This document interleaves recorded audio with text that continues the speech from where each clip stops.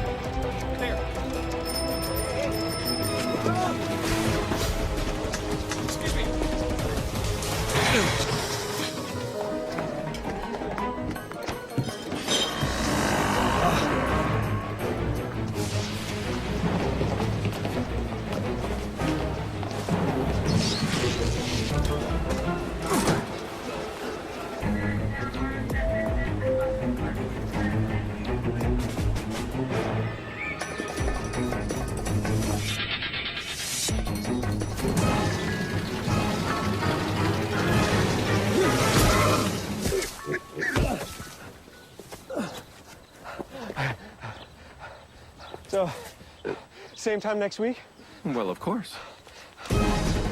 Put away a few bucks, feel like $1 million. For free tips to help you save, go to Feed the Pig.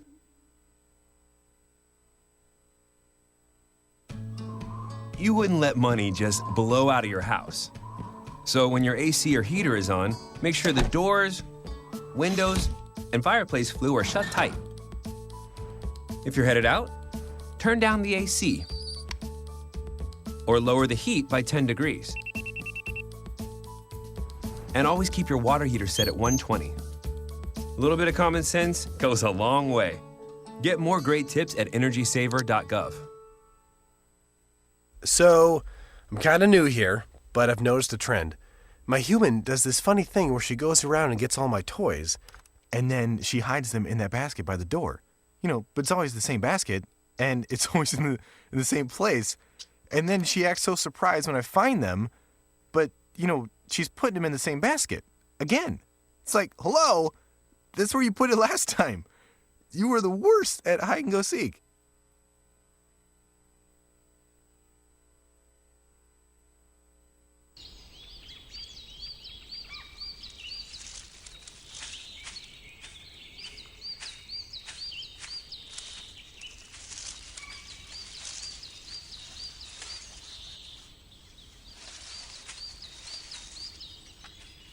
At Earth Justice, we defend the environment in the courtroom. Join our fight. When you take a seat, you take a stand. Earth Justice, because the Earth needs a good lawyer.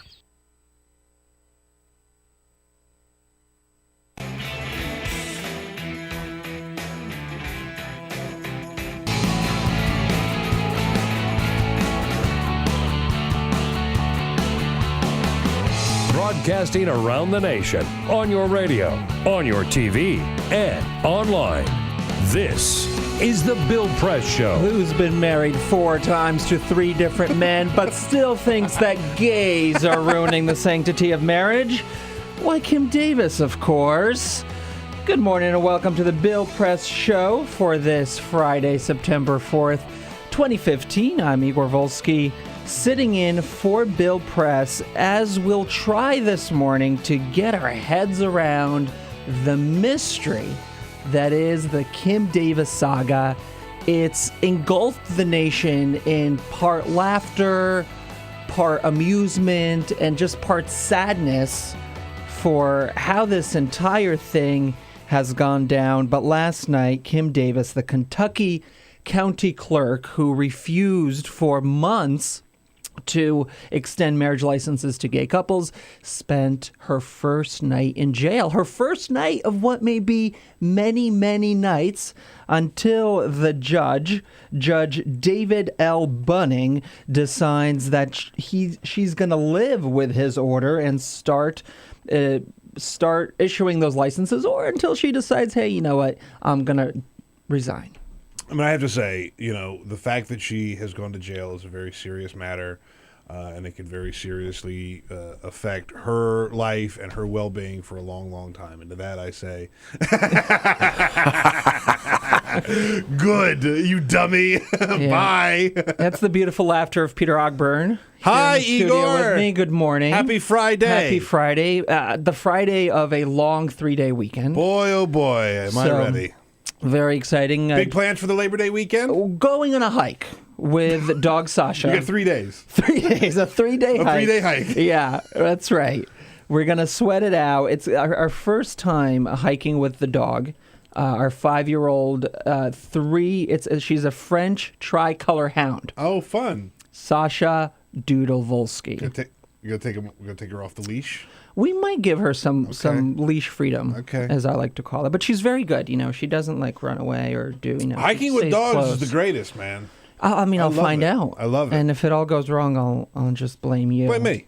I'll blame you. I'm happy to take that blame. Jamie Benson, good morning. Good morning. Are you going to bring Sasha to the studio like Peter brought his dog? Weebay is the dog's name, by the way, in case you've forgotten. Yeah. Come on, I watched The Wire. I know the dog's name. I might do that. And she's very peaceful. She doesn't bark. She doesn't growl. She's very calm. She just might get a little nervous here. So her anxiety level is a little high. I don't know. Say this. I brought my dog in. I've worked for Bill for 10 years. And that's the first time I brought my dog in. I'll only bring my dog in. And he wasn't here. When Bill isn't here. Okay, well, maybe there's a... Sabrina, if I'm on with Sabrina Sadiq, our friend on the show, who loves dogs. Yeah, she was so upset that she wasn't here. Bill got a little upset that he wasn't here. He got excited that we had a dog in the studio. I thought he might not. Wow, I didn't know that. Weebay's just so adorable. I mean, duh. I just can't. You got this as a dad. Oh, right, that's right. Runs in the family. Duh. Of course. Of course he's the greatest. Henry Rogers, good morning. Taking your calls at 866-55-PRESS, 866-557-7377. Get those fingers ready to dial, by the way, because I have some questions about Kim Davis. The story hasn't just, of course, touched Kentucky, but it's infected the GOP presidential race, as if they needed any more distractions. They have Donald Trump, and now they have Kim Davis they have to deal with, and it's really, really quite a mess. And by the way, you are either listening to us on our your local progressive radio station on any of those radio apps, or on TawkrTV, youtube.com/TawkrTV, and you're seeing us because Cyprian Bolding is running our cameras here in the studio, and we say good morning to him as well. Peter, I want to get to all of this news, and people think when they watch the news, you see one story, you see the next story, two different stories. But I'm here to make the great connection between Kim Davis and Donald Trump. Yeah. All right. Yeah. Few people know. And Trump yesterday, when he held a big press conference yesterday, and he announced very loudly and proudly that he was going to pledge allegiance to the Republican Party. Oh, yeah, man. He was asked about Kim Davis, and he kind of dodged the questions that he doesn't know much about her. And that's a shame, because he has an opinion about everything else, about celebrity divorces, marriages, Tom Brady, but of course, who doesn't? Some people don't. That's right. But not about Kim Davis, which is quite surprising. So we're going to get into all of those fun and exciting details. But first, this is the Full Court Press. Just a couple of other stories making news. Igor, I think I might be in love. With Tara. I'm married. Peter, I'm married. I know. Tara Monroe is a 20-year-old Texas State college student. She got pulled over while driving home from a Waka Flocka concert, and the police officer asked for her to take a breathalyzer test. So she said no. She refused. Bad idea. Which means that she lost her driver's license. So her dad confiscated her car and left her with only a bike to ride around campus with. When mysanantonio.com caught up to her, she said, quote, "Riding a bike around campus sucks. It, really sucks." So what she did is she went on Craigslist and she found herself a Barbie Jeep, a children's pink Barbie Jeep that kids ride around, like a little four-wheeler battery-operated car. Yeah. And that is what she takes to school. There have been multiple sightings around Texas State University of her driving along the road in her little Barbie pink Jeep. And how far does that go? What's the gas mileage on that baby? There's no gas. Oh, it's just a battery. All battery you just operated. Plug it in. Talk about this is a green sustainable ride. energy. This is totally green ride. She's a living example for all of us. That's right.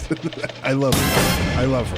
Shop Talk, MSNBC yesterday reported even more shakeups to the struggling network. They said that Morning Joe is going to expand from 3 hours to 4 hours. Kate Snow of NBC News will be taking on a substantial role in MSNBC's daytime programming. You'll also be seeing more of Andrea Mitchell. She's going to be in the 12 to 1 p.m. position, but also giving her more profile and a higher profile across other shows as well. I have the unique distinction of being on every single show MSNBC has canceled. Oh, so it's been a good ride. Good for you. Yeah. Good for you. And if you travel a lot and you're looking to find a hookup, there's Tinder, there's Grindr, there are all kinds of apps that you can use to hook up with people. But there's now a new app that they're calling Tinder for Frequent Travelers. It's for you to be able to find fellow frequent travelers in the airport for a little quick hookup while you're traveling. That's right. Very so if you've convenient. got a wink layover. Oh. Hey. Wow. I'm sorry. I had to. I had to. Oh. There's this new app. It's called Lounger. How do you spell that? Lounge with an R. Plug it into the Lounger iTunes or the Apple Store. Yeah. So it's all about letting passengers meet and hang out during their downtime layover at the airport. Now, where would you go? I mean, I guess, okay. I'm just thinking of the logistics of the situation. All right. You just have to this is taking it to the next level. Lounger. Because they have an app called Passport where you can arrange to meet somebody that's going to be visiting a specific, your city. Oh, do they, Jamie? Sorry. I don't know anything about that. Lounger. Anyway. I hadn't heard of that, Jamie. Moving on. Wow. Well, from that to Kim Put Davis. your phone down and stop looking up Lounger and trying to download it. And Passport. I'll do that during the break. Yeah. We'll have some time, right? How's the Wi-Fi in here? It's okay. I can get a good connection.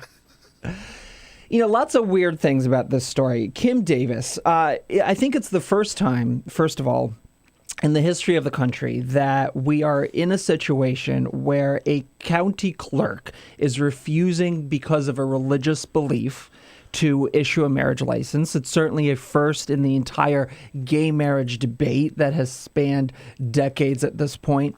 And it may be the first time that a judge appointed by a Republican president who based in many respects his entire career and certainly his reelection, some would argue, on denying gays the right to marry. George W. Bush appointed the judge, Judge David L. Bunning. This Republican judge is ordering a Democratic clerk from Kentucky who's been married 4 times to 3 different men and refuses to issue marriage licenses because God doesn't think it's right. He's saying, no, Kim, you took an oath. You're a public servant. Oaths mean something, and therefore you have to, in fact, follow the letter of the law, follow the law you swore to uphold, and deliver on these licenses. You have to sign them. I've read this a couple of times, and it's worth repeating.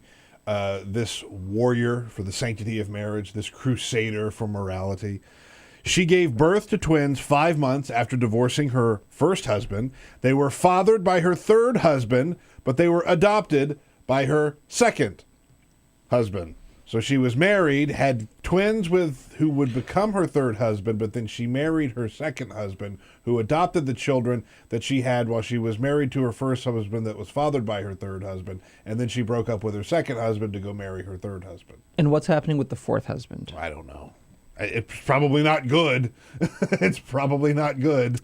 But look, I'll quote Pope Francis on this. Who am I to judge? Okay. Who am I to judge? Sure. And that should be the attitude she adopts. There you go. She may have a problem with all kinds of people, but who is she to judge? And certainly in the capacity as a elected clerk, she can't judge and shouldn't judge anybody. Now, the problem with how this is playing out for the Republicans is quite substantial because they've already lived, let's just say, with this aura of being labeled and being seen as not inclusive, as not exactly accepting all Americans and only representing certain very, very rich and very well-off people, and people of a certain ethnicity and a certain color. And a certain legal status, and not broadening their tent in the way they need to build on the Obama coalition, the African American vote, the women vote, the young people vote, and actually win a national election. And when Trump entered the race, it signaled a real problem because immediately all the Republicans started trying to out-Trump Trump on the issue of immigration and have by this point alienated a good number of Hispanic voters and immigrant voters. And it's the same thing here with Kim Davis because even if, you may sympathize with her, you may agree that, look, people have certain religious views and those views should be respected. It's a whole world of difference to say you have your religious views and that's fine and you can live by those principles, and then arguing that as a county clerk, as an elected official, you have the ability or should have the ability to impose those views on the people who elected you and everybody else. And Republicans who are running for president have really just been split, the entire field, on this issue. And before we went on air, Peter and I made a little chart here of where everybody stands. And I'm just going to read off the candidates who support Kim Davis, who say that either there should be a compromise that should be worked out or she should not be in jail. They should kind of do some kind of workaround for her. And that is Marco Rubio, Rand Paul, Ted Cruz, Mike Huckabee, and of course some guy named Rick Santorum. These are the Kim backers. The Kim at least the guys who say, hey, look, she has her religious beliefs, but let's not go crazy here. If she doesn't want to issue marriage licenses, that's a big problem, and she in fact has to issue them by law. That's Jeb Bush, Carly Fiorina, Chris Christie, and Lindsey Graham. And when we get to, and again, it's a question of what dominates the discussion, what dominates the debate. And if we get to the first debate was all about kind of Trump and in some ways about immigration and in some ways about abortion and Republicans just trying really, really hard to appeal to that conservative base that they need to win in Iowa, to win in South Carolina. And if the second debate on September 16th, the CNN debate, is all about Kim Davis and whether or not elected officials with certain religious beliefs can impose those views on everybody else, I don't know that that does good things for the Republican Party. It may rally some small section of the Republican electorate, but it will certainly hurt the candidate who's viewed as a hater in the general election, whoever he or she might be. And if this story keeps going, if people like Rubio, Rand Paul, Ted Cruz, Mike Huckabee, Rick Santorum win the day in this argument, then you're going to see Jeb Bush, Carly Fiorina, who's been surging, Chris Christie, feel like they really have no choice. They have to at least move in that direction ever so slightly, or temper their criticism or soften their criticism of Kim Davis. Now, there's no great sign that there's a big Republican push to support, to take on Kim Davis as their own.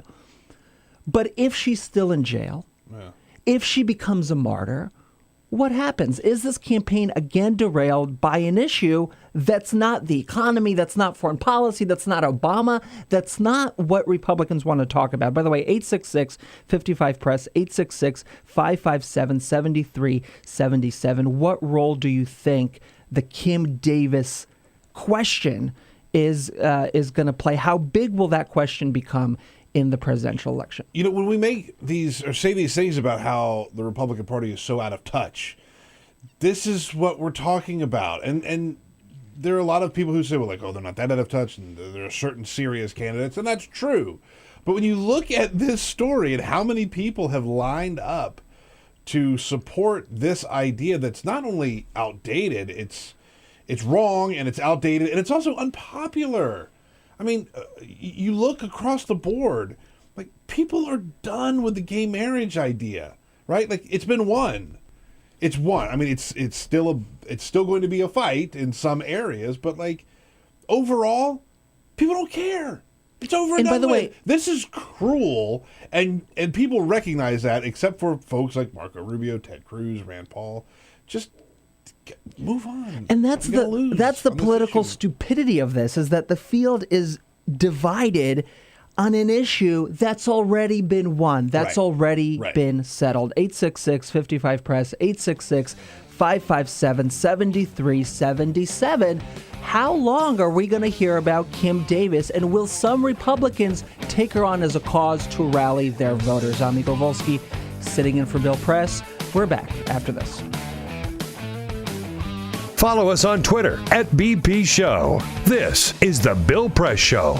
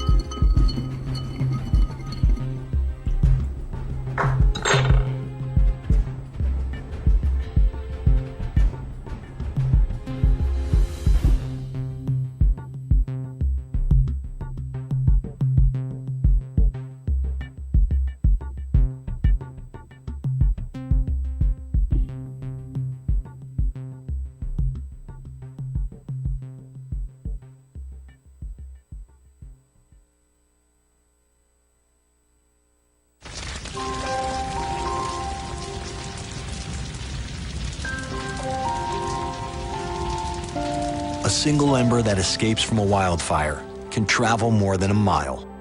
That single ember can ignite and destroy your home or even your community. You can't control where that ember will land, only what happens when it does. Get Fire Adapted now at fireadapted.org. Columbine, Virginia Tech, Tucson, Aurora, Fort Hood, Oak Creek, Newtown. Newtown. How many more? How many more? How many more colleges? How many more classrooms? How many more movie theaters? How many more houses of faith? How many more shopping malls? How many more street corners? How many more? How many more? Enough. Enough. Enough. Enough. Demand a plan. Right now.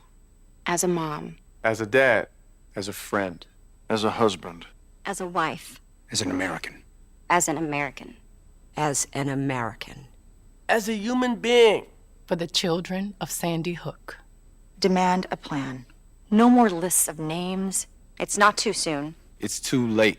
Now is the time. Before we all know someone who loved someone on that list. No more lists. No more. Who they might have been. No more. If we had just done something yesterday. It's time. We can do better than this. We can do better than this. It's time. It's time. It's time for our leaders to act. Demand a plan. Right now. Right now. You! Demand it! Enough. Enough. Enough. Enough.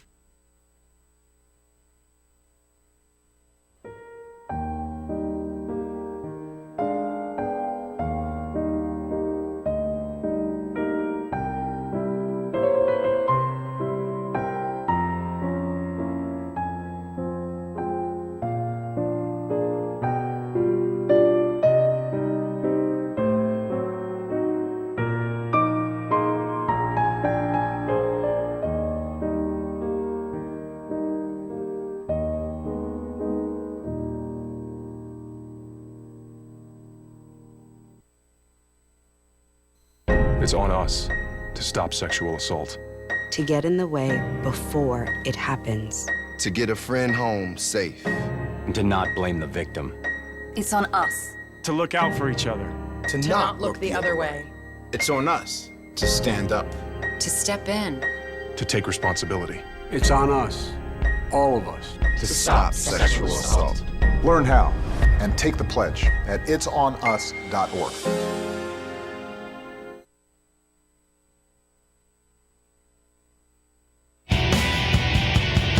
This is the Bill Press Show. All right, 28 minutes after the hour. How much oomph is Kim Davis gonna take out of the eventual Republican nominee if that person is Marco Rubio, Rand Paul, Ted Cruz, Mike Huckabee, or Rick Santorum in the general election? They are saying it's okay to break the law if it's about hating gay people. 866-55-PRESS, 866-557-7377. Your calls after the break.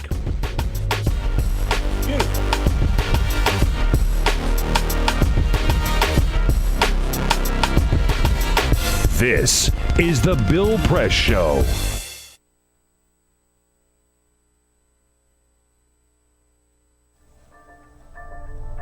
How I've been affected by gun violence over the years is through deaths of friends and family members and associates. When I was 5 years old, I was held at gunpoint in a home invasion. I've gone to the juvenile detention centers and I've met dozens of young kids, babies really, who have been affected by gun violence. Directly, I've lost a few friends, but I think why this touches my heart is having children of my own. You know, I've been at parties where, I had just left the party and, maybe 10, 15 minutes later, I heard that, somebody got shot and didn't make it.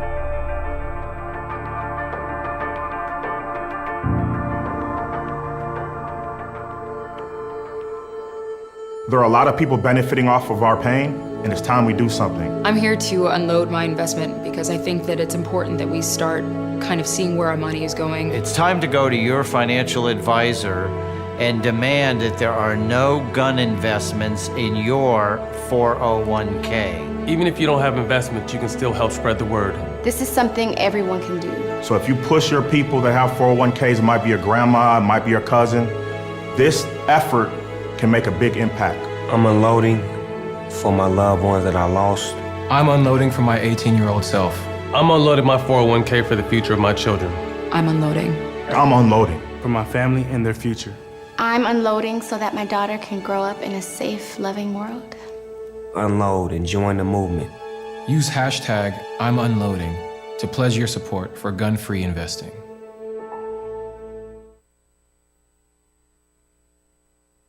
I grew up in the housing projects of Cleveland.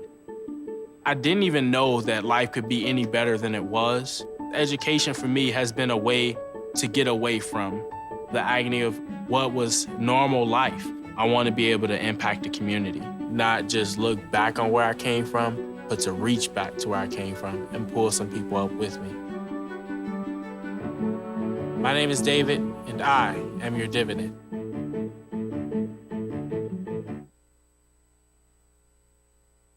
Hey, Free Speech TV world, it's Mama and the Mooks here at the Stephanie Miller Show. Hello. Good morning. You know, Seinfeld was about nothing. I think the Stephanie Miller Show is about everything. A little bit everything. Yeah, a it's little bit. kind of everything like thrown into a blender and we hit frappe. Right. With wine poured in. Right. Senators, fart jokes, politics, pop culture, entertainment. Drinking. Drinking, random stray thoughts. It's what all the hip kids are talking about. Yep. We have the smartest, funniest people in the country on this show, do we not? We absolutely do. Right? And our sexy liberal army of callers call in every day to tell us all about it. There you go. And some right-wingers that Travis particularly enjoys talking to. They're my favorites. Okay. You can watch us every weekday from 9 to noon Eastern or 6 to 9 Pacific, which is really early. But we still, we try to, we're still pulling in people like Rob Reiner, Lily Tomlin, Frangela, you name it. You can only get it here at the Stephanie Miller Show. Mama, Mooks, fancy celebrities. And everything. And fart jokes. Free Speech TV.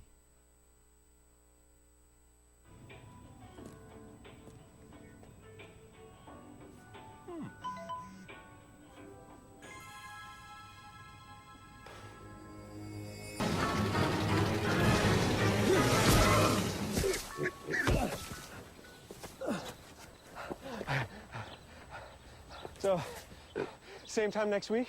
Well, of course. Put away a few bucks, feel like $1 million. For free tips to help you save, go to Feed the Pig.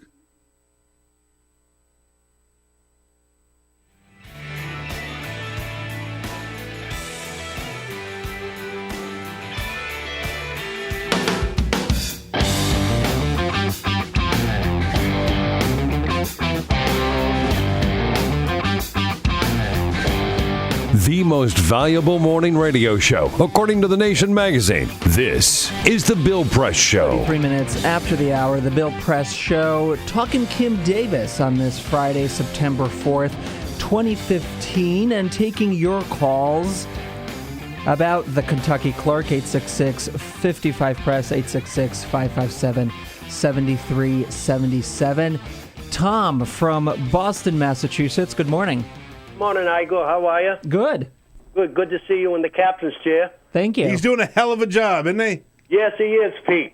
And good morning, Jamie. Good morning, sir. Tom, Happy Deflategate Day. Tom, you should know that Jamie is wearing his Tom Brady jersey this morning. Yes, and that's another comment I was going to make. I love it. Thank you, sir. Okay, the thing I wanted to say, Igor, is that last time I checked, we were a land of laws. Now, that clerk deliberately broke the law, so she should be locked up. But there's only one thing they forgot to do. Yeah, what's that? Throw away the key. Well, look, she can be up in that jail for up to 18 months is the rule. But of course, the judge has some discretion to maybe lengthen that sentence a little bit. So who knows? I hope she goes to jail for a long, long time. But by the way, not just because of the discrimination that's going on here. That's obviously a big part of it. But if there's one thing that should infuriate conservatives, right, it's that here you've got one of these... Activist clerk. That's what you mean, activist clerk. Activist clerk. And you've got a government employee who's not doing their job, right? Like, if there's one thing that... like, I've learned from hanging out with the Republicans is those lazy government employees who are just leeching off of the government money and they don't have to answer to anybody. Here you've got a woman making $85,000 and refuses to do her job. She's not even issuing marriage licenses to straight people. She's not issuing any at all. She's not doing her job. What are we paying her for? Right. What are the people of Kentucky seriously paying her for? Tom, thank you for the call. Speaking of people you hang out with, Ike in Charleston, South Carolina. My dude. Good morning, Ike. Hey, good morning. Yeah, and this Peter will probably get this. You know, I was sitting in the hookah lounge at the Bill Press International Airport. That's right. Just outside of Amsterdam, and thinking about this very topic. As one does. Yeah. You know, the fact is these people can't get their heads wrapped around separation of church and state.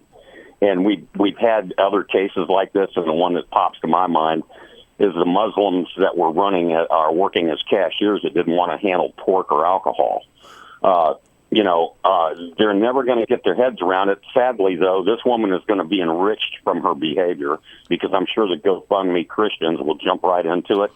And as far as the candidates go, that's the whole beauty of all the clowns in the clown car because we keep feeding them rope and they keep wrapping it around their necks. So, hey, it's just more ammunition for the rational side of the political spectrum, which is, as everybody knows, is the Democrats, in particular, my favorite guy, Bernie Sanders, and I wish you could get him on more often.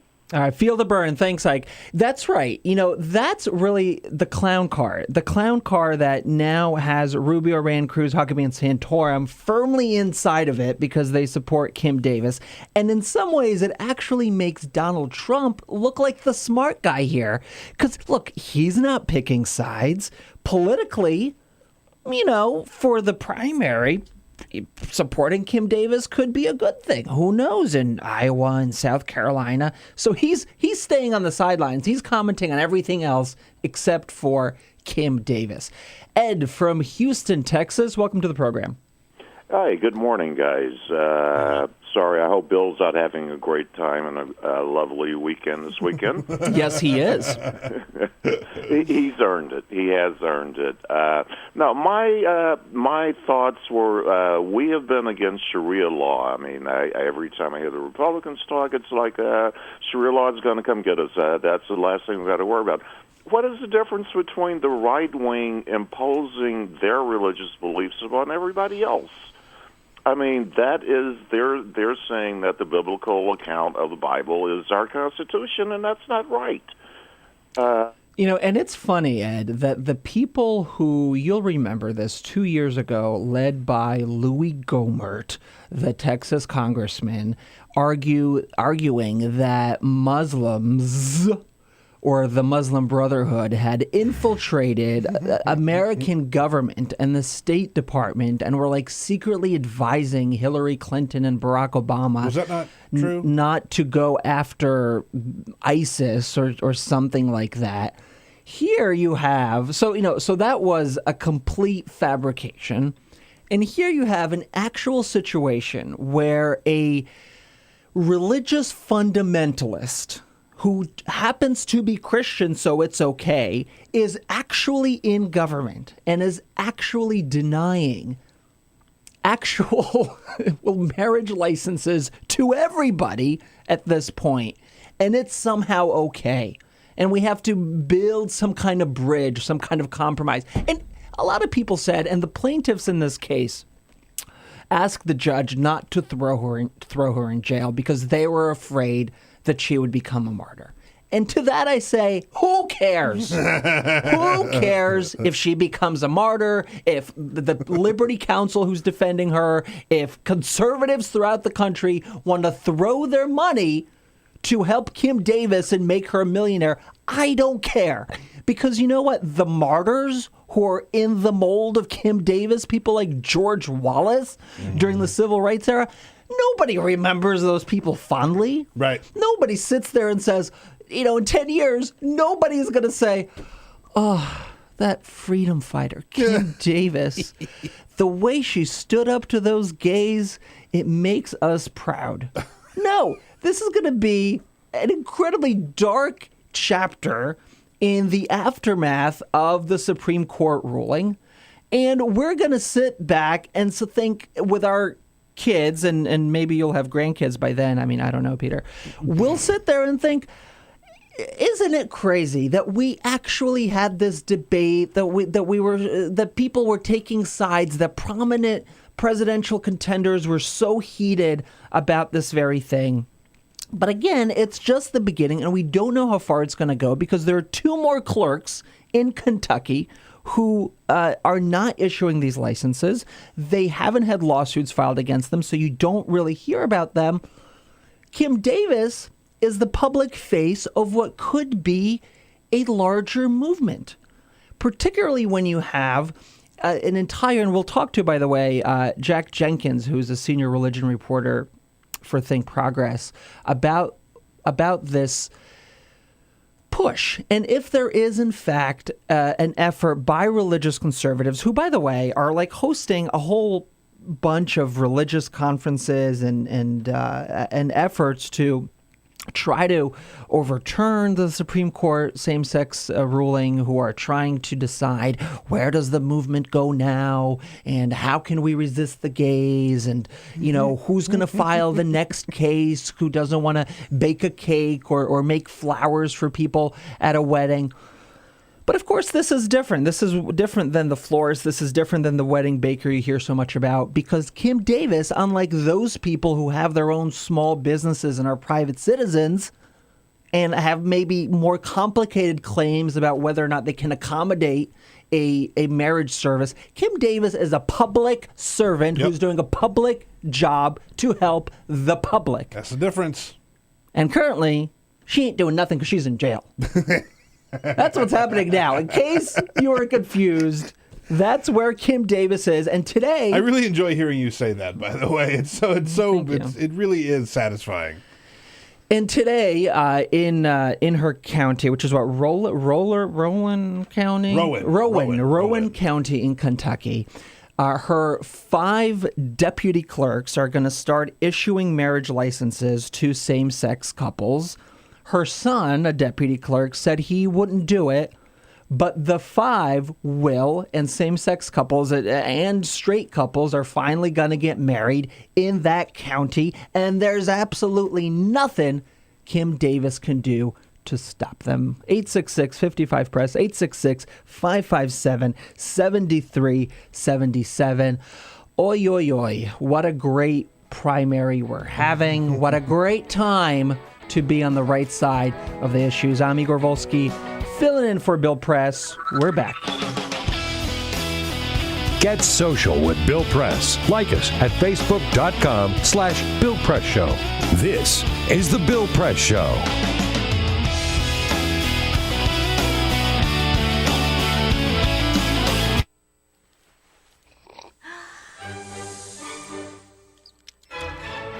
When I started learning about nutrition, about which, by the way, much less is known than you might think, I learned that what mattered most about one's health was not necessarily the nutrients, good or bad, that you were consuming or staying away from, or even the calorie counts. But what predicted a healthy diet more than anything else is the fact that it was being cooked by a human being and not a corporation.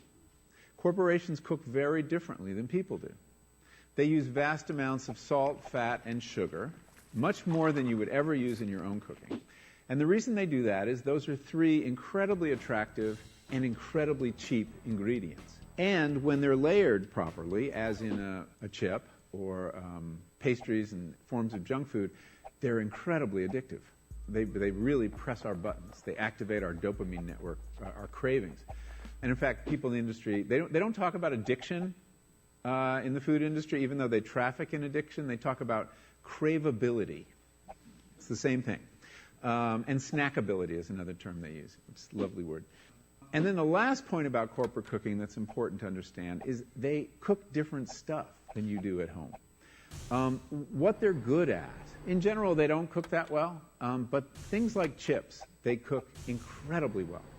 And here's a classic food that if you make it yourself, if you've ever made French fries, You have to wash the potatoes, you have to peel the potatoes, you have to slice the potatoes, you have to fry them in a lot of oil, you have to spatter your entire stovetop, you have to clean up, and then you have this pot of oil you have to get rid of. I mean, it's really difficult, and it's a pain. They're wonderful, but it's a pain. And if you make them yourself, you'll only eat them every 6 weeks, 2 months, because it's too much work. But when you let corporations cook for you, it's so simple and so inexpensive, and they're really good, that you will have them twice a day, as many people in America do. So you see the kinds of foods you end up with are these labor-intensive foods and desserts. These special occasion foods become everyday foods when we let industry cook for us. Eat anything you want, just cook it yourself.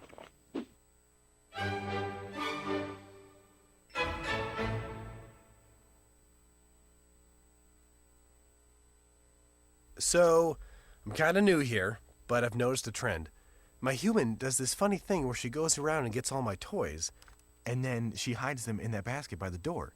You know, but it's always the same basket, and it's always in the same place. And then she acts so surprised when I find them, but, you know, she's putting them in the same basket. Again. It's like, hello? That's where you put it last time. You were the worst at hide and go seek.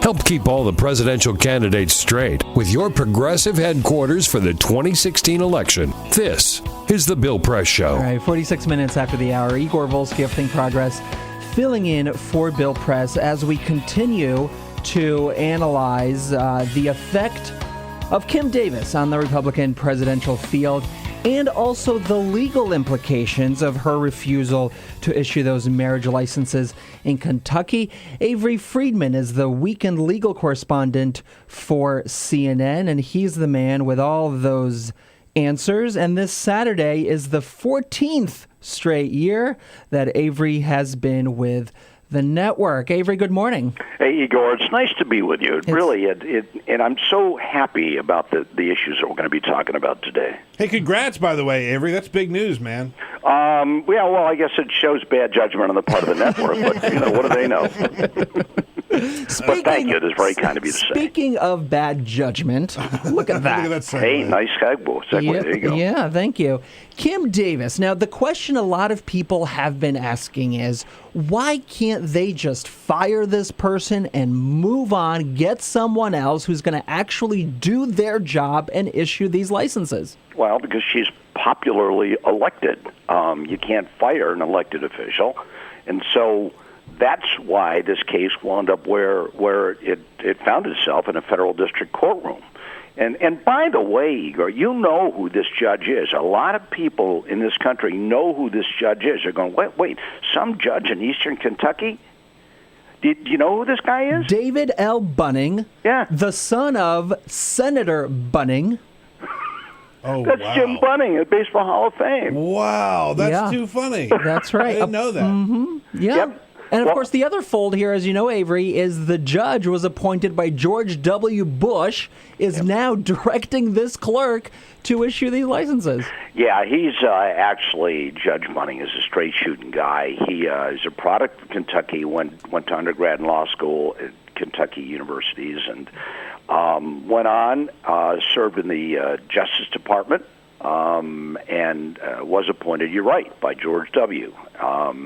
And he's a relatively young guy. I don't think the guy's 50 years old, but he has been front and center. Not that a federal district judge chooses which cases, but this is a matter where we're not dealing with someone involving the formulation of policies. This is a bureaucratic ministerial functionary. It's like, here's your stamp pad. Here's your ink pad and your stamp. You put it in the ink pad and you stamp the application. That's all you do. There's no discretion here. That's right.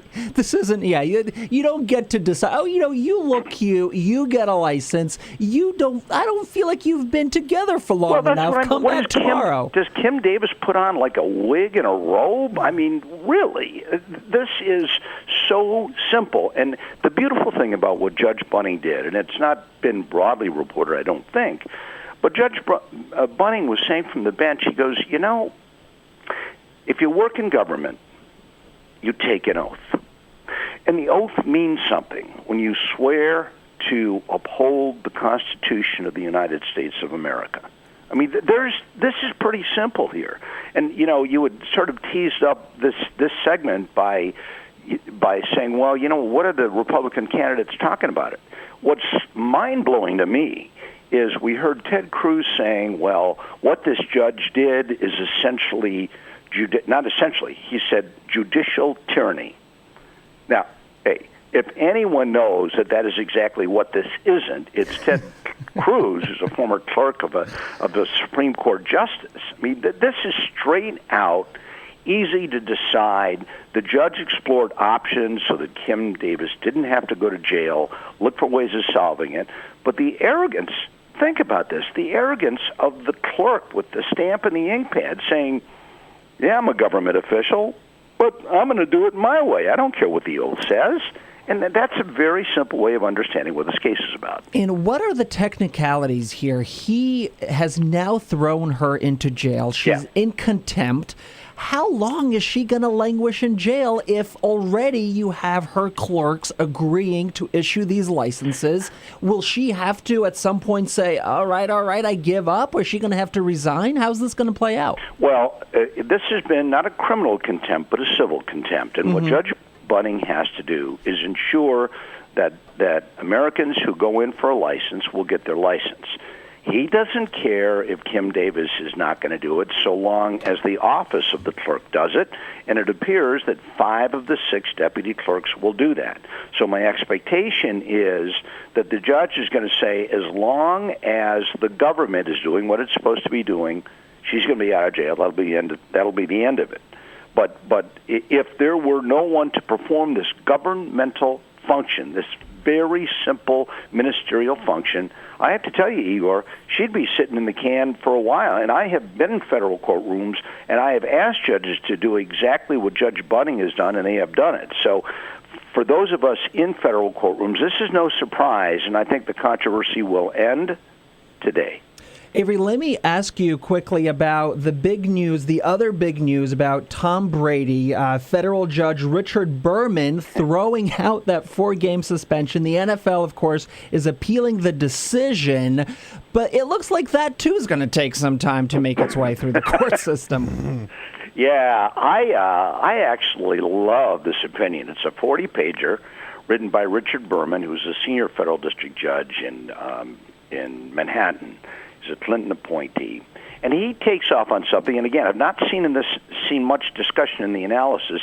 He takes off on a doctrine called law of the shop. You ever hear that? No. Law of the shop is what's the ordinary and customary process? Do you make clear in your collective bargaining agreement or policy of the company what happens if you do something? If you're involved in steroids and stuff like that, you could face a 4-game suspension. Well, what if you knock off a couple of pounds per square inch off the football? What does it say in there? Well, it doesn't say anything. Right.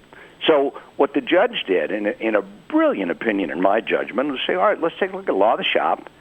Let's see what was agreed on so that Brady knew. Now, hey, look, the real bad guys, Robert Kraft and Belichick, and although the judge said that they, weren't involved in deflating, they took the $1 million hit. They lost their first-round draft choice. They're not fighting. But Tom Brady, to his credit, said, law of the shop, they're not saying he's innocent. They're saying there's no law, so therefore the commissioner, Goodell, couldn't do what he did, and he's simply invalidated under law of the shop this 4-game suspension, and now they're going to be underway with Pittsburgh coming up. All right, Avery Friedman, weekend legal correspondent for CNN. And this Saturday, be sure to tune in to watch him there for his 14th straight year. Avery, thank you so very much. for was being nice with being us. with you. It really was a joy. Thanks, All the Avery. best, guys. Good Bill stuff, Press man. Show continues after this. Connect with The Bill Press Show on Twitter. Follow us at BP Show and tweet using the hashtag WatchingBP. This is The Bill Press Show.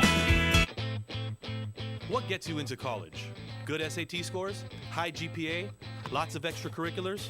Sure, but what you really need is money. If you don't have the cash, you'll need a loan. And we mean huge student loans because the cost of college has risen 1,000% in the last 30 years.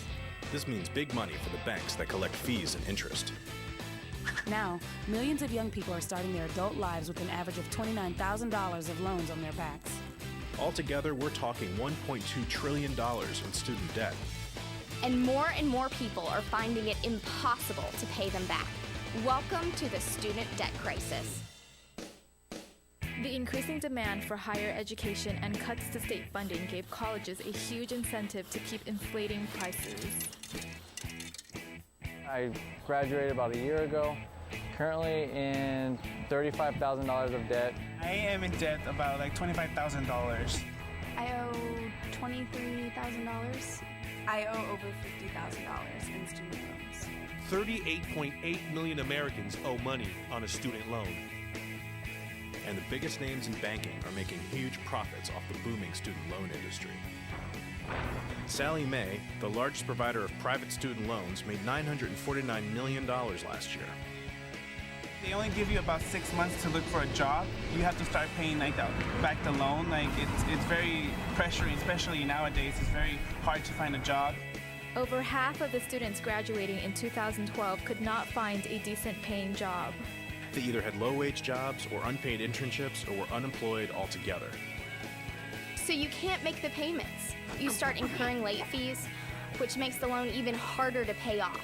And it stays with you for years, even decades.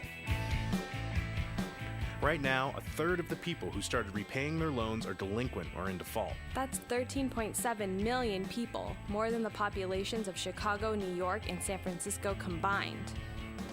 Worse, it's not just the borrowers who are in trouble. Many loans require co-signers. So if the student is unable to pay, that co-signer, a father, a mother, or a grandparent, is now on the hook. Even a grandparent's Social Security benefits can be garnished to pay the loan. We should have an answer to this. If you get really behind in your car payment or your credit cards, you can file for bankruptcy. But Congress has made it nearly impossible to discharge student loans through bankruptcy. Big institutions make big profits while students try to make ends meet under crushing debt. Is this how we want our education system to work? The whole point of going to college is to get the career you want, but lately that's been discouraged because no one can afford school. You get a job just to pay off your student loans. We need higher education, not higher debt. Sign up to end the student debt crisis at higherednotdebt.org.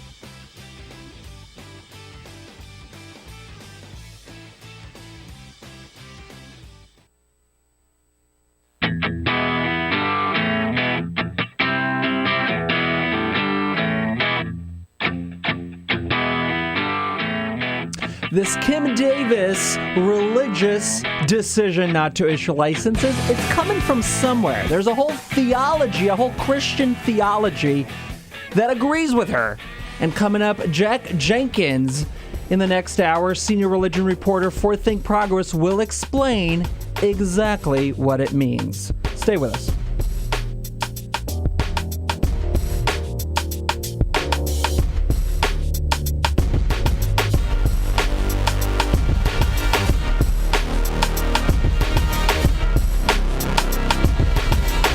This is the Bill Press Show.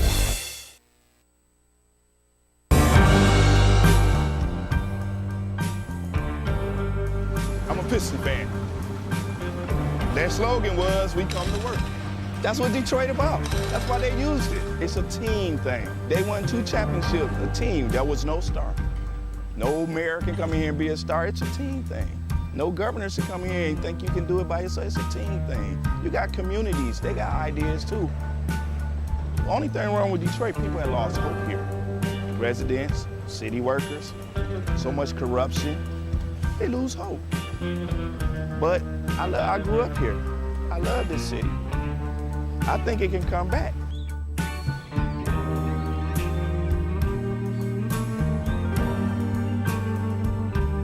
I've been working for the city 24 and a half years. Within the last 10 years, we took 4 pay cuts and then an additional 10% wage cut. I've lost a home. When you take all of the decisions out of the city of Detroit, all of us, then what do you have? Exactly what we got, a lot of problems. Every time the city seems to fall into a problem, it's always on the backs of us workers. You wake up out of a dead sleep and you jump behind the wheel and take off driving and try to get everybody there safe, not knowing really what you're pulling up to. I'm not eligible for Social Security, so the pension is my sole salary at this point. We've been in business here 39 years. We've seen a lot of changes in Detroit. The area was a lot of industry, a lot of city workers. It's getting very tough for the city workers. It's getting tough for us as a business people. Response times are increasing because of the closing of companies, which takes your insurance rate through the roof. So all the things that affect us affect the citizens. I worked for the city in different capacities for 29 years. I feel like an old jacket. They use me up and they throw me away. In my condition, nobody's gonna hire me. I'm 68 years old. Half the times, I can't get my blood pressure medicine. It's either feeding myself, blood pressure, or paying bills. $754. By the time they take all the deductions for I have my car insurance, my house insurance, and my health insurance taken out. So the time they take all that, I'll get about $300 after they take all that out. I don't understand it. I can't see how the governor is allowing this to happen and what they're doing and they want to blame it all on the seniors. Not only the seniors, but the city workers. And we worked hard. I know I worked hard. I've been in Detroit since 1946. I was 14 years old when I came in. I don't live large at all. I wish I could. I don't know when the last time I've been shopping. I only get $1,100, and I'm 81 years old, and I need every penny that I can get and that I do get. And I'm very, very upset about the idea of them taking away my pensions that I worked 30 years for. I think it's terrible that they talk about Detroit like they do, because Detroit has been very good to me. I have a lot of city workers coming in with their uniforms on, Detroit Water Department, Police Department, Fire Department. I get a lot of people, the Border Patrol come in. So if I lose that customer base, I'm going to be in a position where I might have to close down. If they take away their pensions, if they start cutting jobs, it's going to cut into a large percentage of not only our business, but other businesses that are in the city of Detroit. We're here. We've been here for 26 years. We're still trying to do business in the city. Detroiters are survivors. They tough. They adapt. But only can do so much when your politicians ahead of you and we're not on the same team. We're not going to let Detroit be erased, bulldozed, or whatever. We're going to fight to the bitter end. Detroit going to survive.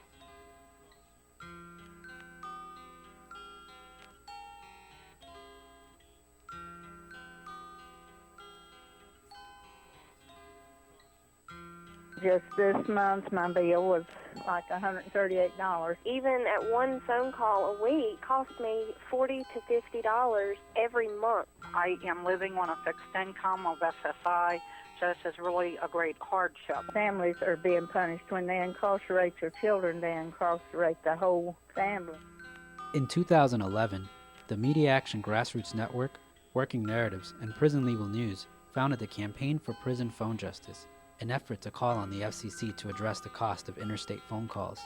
The campaign mobilized prisoners to send hundreds of letters. Advocates and families filled out postcards, met with elected officials, and signed petitions.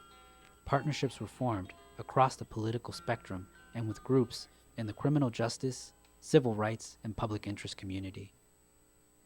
The film distribution company Participant Media and director Ava DuVernay joined the fight through a social action campaign tied to the release of the feature film Middle of Nowhere.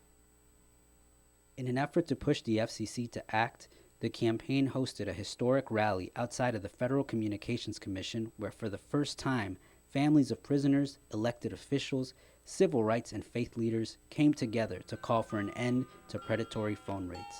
We're all held captive when predatory phone companies gouge our families. My son has been incarcerated now for over 10 years, and my husband estimates that in the time we spent over $25,000 on prison phone calls. My hero's not yours, you probably arrested them. Your schools probably neglected them. They spawn thoughts, you probably infected them. Feed us what you feed us, you can lay us next to them. FBI call it major crimes. Babies making babies cry.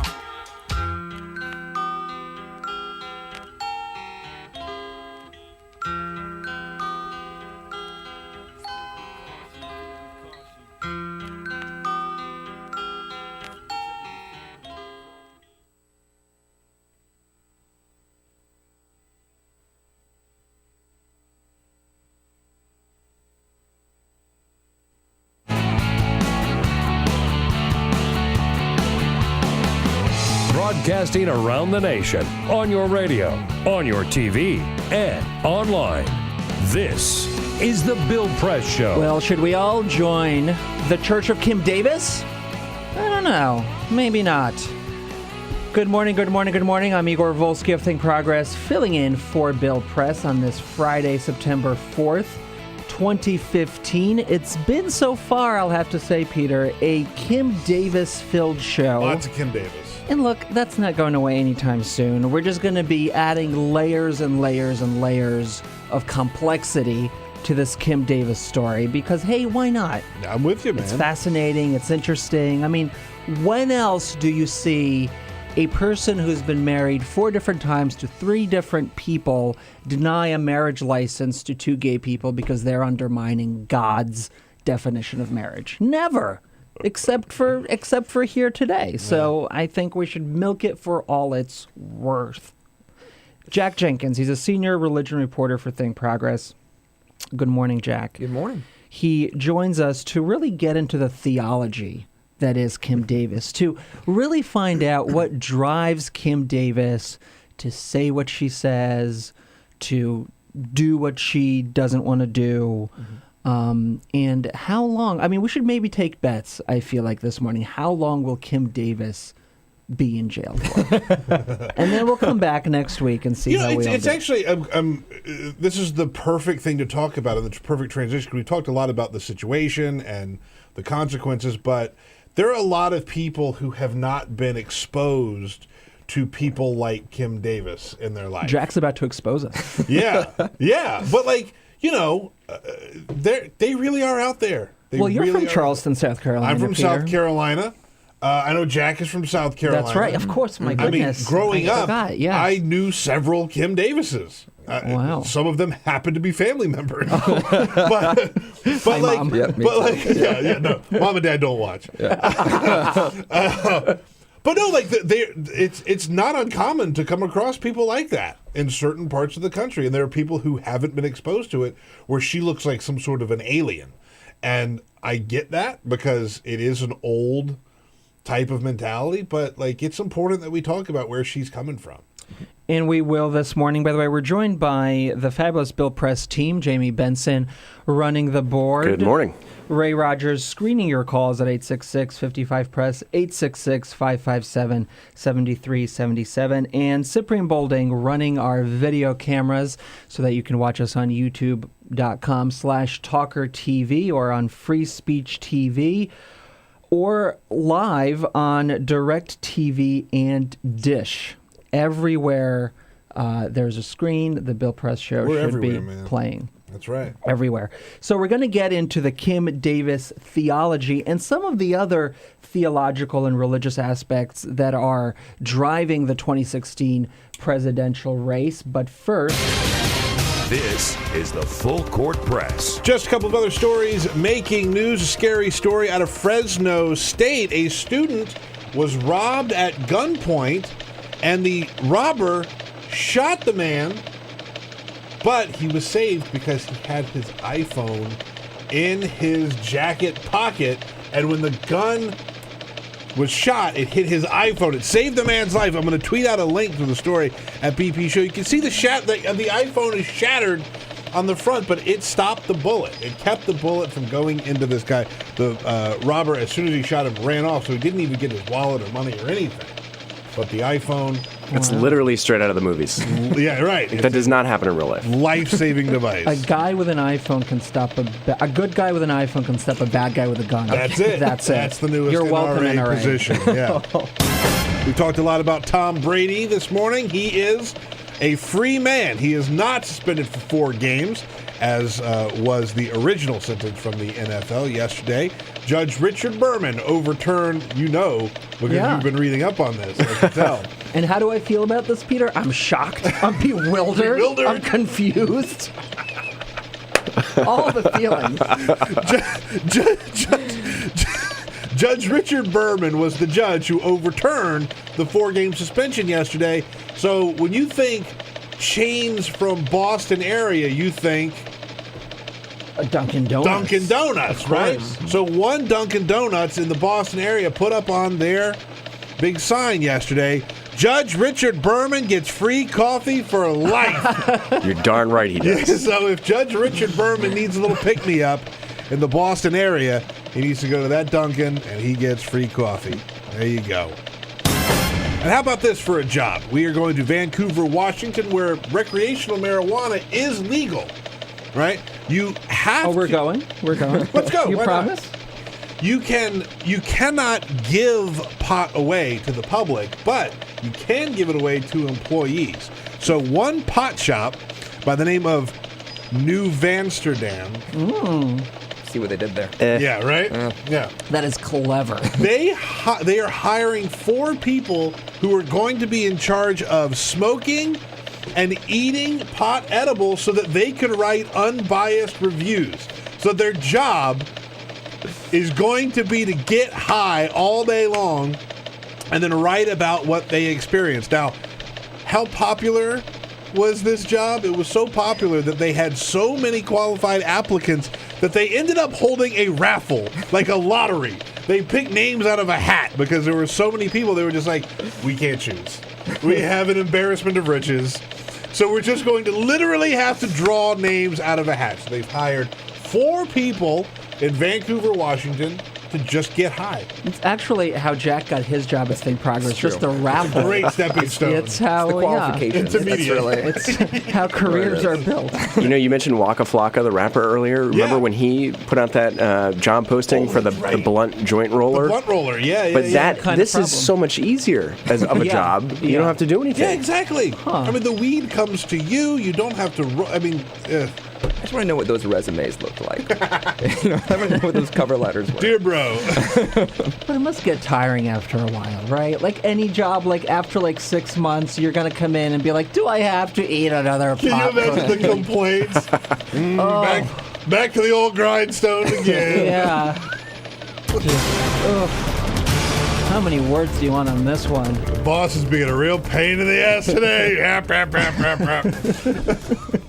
13 minutes after the hour of the Bill Press Show. I'm Igor Volsky of Think Progress on this Friday, September 4th, 2015.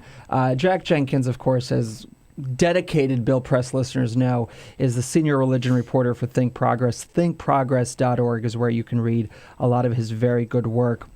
And he spent some time over the last few days as we saw the Kim Davis story unfold on every internet website and TV news channel and radio show to figure out what exactly is driving Ms. Davis and what religious tradition says that it's okay to be divorced once, twice, 3 times. Yeah, it's not okay to provide marriage licenses to gay people because they're undermining the sanctity of the holy union. Where does Kim Davis get this authority that God tells her that marriage is only between one man and one woman? So, Kim Davis is what's called an apostolic Christian, which technically can be several different things. There's several different traditions that can belong within that, that actually have different theological starting points. But she's probably an apostolic Pentecostal. Long story short, a lot of these traditions have this one thing in common, and that is, so-called biblical literalism. So they make a claim to interpreting the Bible literally, which is arguably it's a challenging thing to do on its own. But what that ultimately means is they take certain pieces of Scripture, as the core written word, and interpret it in a very specific way. What's interesting about these traditions is that you'll find a lot of them are very hard line in certain moral issues, and one of them, particularly more recently, has been in opposition to same-sex marriage. What's interesting is that with the issue of Kim Davis is that she's had these four marriages, one of which ended with, supposedly children out of wedlock. With adultery, et cetera. I think it was in wedlock, just with the wrong guy, right? Yeah, she was. Excuse me, she was married, right, just not to the guy she had the children with. So important technicality, but which interestingly, what did Jesus say about that? Yeah, interestingly, biblically, that is a perfectly fine way of recently getting divorced. See? That you can get divorced for. Exactly. But the claim has been that because of certain 5 or 6 or 7 scriptures that you make the claim that same-sex marriage is biblically, just reprehensible in these traditions. And that's pretty common in a lot of conservative Christian circles, even outside of these very small traditions that she belongs to. What has historically been interesting to see is that, starting a couple of centuries ago, a little before that, Christian traditions started abandoning the historical opposition to divorce in most cases. So, the Episcopal Church or the Anglican Church started largely because Henry VIII just wanted to get a divorce. You saw these traditions slowly but surely kind of, cull that part of their theology.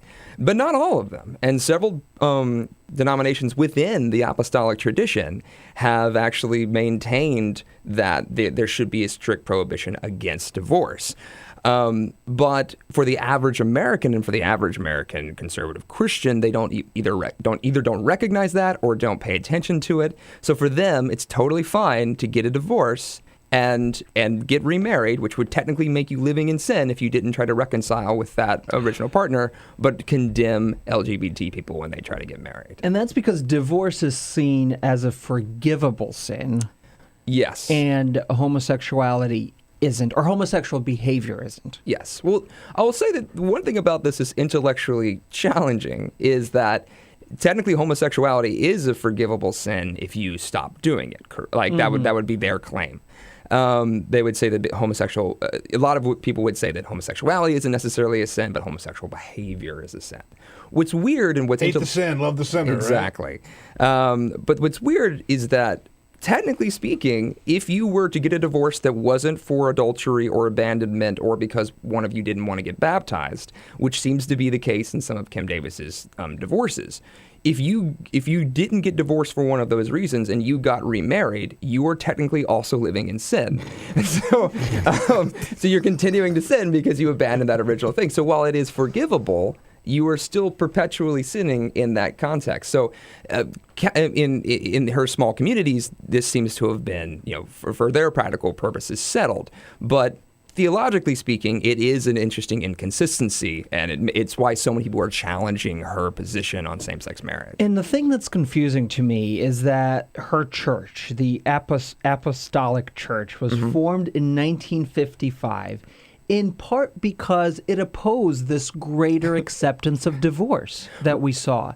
And here she is, maybe part of this community, this religious tradition that was formed specifically because it opposed the greater acceptance of divorce within Christianity. Here she is, a 3-time divorced woman, and who am I to judge, but a 3-time divorced woman, where divorce is explicitly prohibited, except for in the cases that you've described, in the Bible, opposing something that Jesus never directly spoke out against, which is homosexuality. Right. I mean, again, I want to be clear. It's not totally clear what her tradition is, and the most likely church in her hometown, they took their website down. No. She's not with us. No. No, so there's been a lot of people claiming, like, no, she's definitely not ours, or they just, so it's not totally clear. Is anyone claiming her? I don't know. Where does she belong? I mean, I've gotten emails from any tradition I mentioned where they're like, no, please don't bring us into this conversation.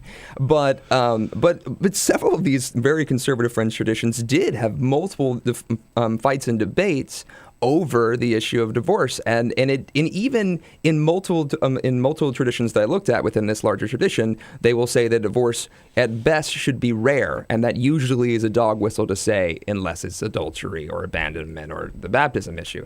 So yeah, I mean, there is a challenge to her that says that this is not only you're not doing your legal job, but also that you're theologically inconsistent and hypocritical. And I think there is a valid theological challenge there that she isn't going to acknowledge, but I think that people are willing to discuss.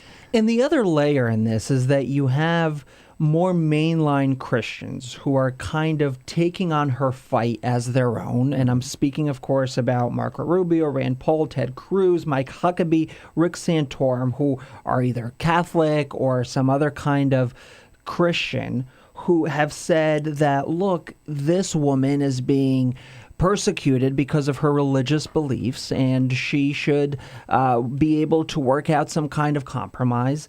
And I think the challenge here is that this isn't so much some small religious interpretation where nobody wants her. This, in many respects, is now becoming a larger issue in the presidential debates, in the presidential primary on the Republican side. And so if you have the larger evangelical community that is active in South Carolina, that is active in Iowa, if they reach out to this woman and say, you know what, we agree with you, she becomes a martyr.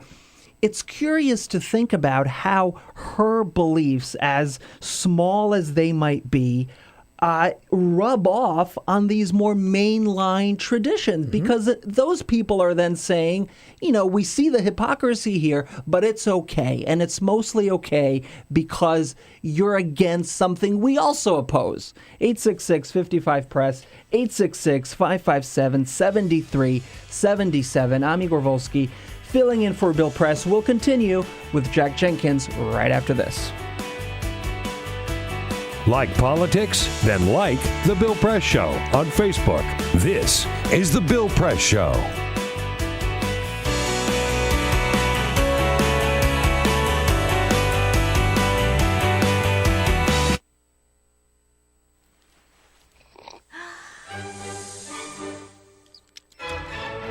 When I started learning about nutrition, about which, by the way, much less is known than you might think, I learned that what mattered most about one's health was not necessarily the nutrients, good or bad, that you were consuming or staying away from, or even the calorie counts. But what predicted a healthy diet more than anything else is the fact that it was being cooked by a human being and not a corporation. Corporations cook very differently than people do. They use vast amounts of salt, fat, and sugar, much more than you would ever use in your own cooking. And the reason they do that is those are three incredibly attractive and incredibly cheap ingredients. And when they're layered properly, as in a chip or pastries and forms of junk food, they're incredibly addictive. They really press our buttons. They activate our dopamine network, our cravings. And in fact, people in the industry, they don't talk about addiction in the food industry, even though they traffic in addiction. They talk about craveability. It's the same thing. And snackability is another term they use. It's a lovely word. And then the last point about corporate cooking that's important to understand is they cook different stuff than you do at home. What they're good at, in general, they don't cook that well, but things like chips, they cook incredibly well. And here's a classic food that if you make it yourself, if you've ever made French fries, you have to wash the potatoes, you have to peel the potatoes, you have to slice the potatoes, you have to fry them in a lot of oil, you have to spatter your entire stovetop, you have to clean up, and then you have this pot of oil you have to get rid of. I mean, it's really difficult, and it's a pain. They're wonderful, but it's a pain. And if you make them yourself, you'll only eat them every 6 weeks, 2 months, because it's too much work.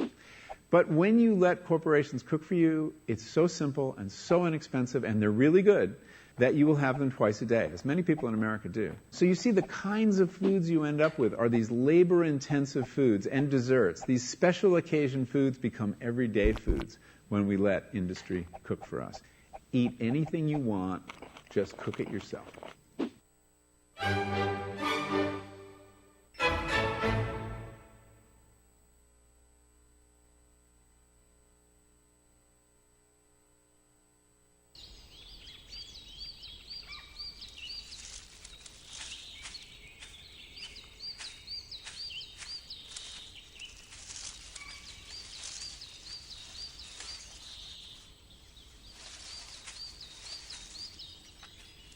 At Earth Justice, we defend the environment in the courtroom. Join our fight. When you take a seat, you take a stand. Earth Justice, because the Earth needs a good lawyer. You wouldn't let money just blow out of your house. So when your AC or heater is on, make sure the doors, windows, and fireplace flue are shut tight. If you're headed out, turn down the AC. Or lower the heat by 10 degrees. And always keep your water heater set at 120. A little bit of common sense goes a long way. Get more great tips at energysaver.gov. So, I'm kind of new here, but I've noticed a trend. My human does this funny thing where she goes around and gets all my toys, and then she hides them in that basket by the door. You know, but it's always the same basket, and it's always in the same place. And then she acts so surprised when I find them, but, you know, she's putting them in the same basket. Again. It's like, hello? That's where you put it last time. You were the worst at hide and go seek.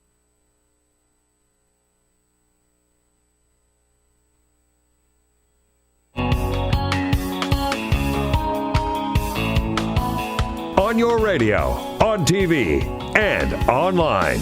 This is The Bill Press Show. 26 minutes after the hour, we continue with Jack Jenkins, senior religion reporter for Think Progress.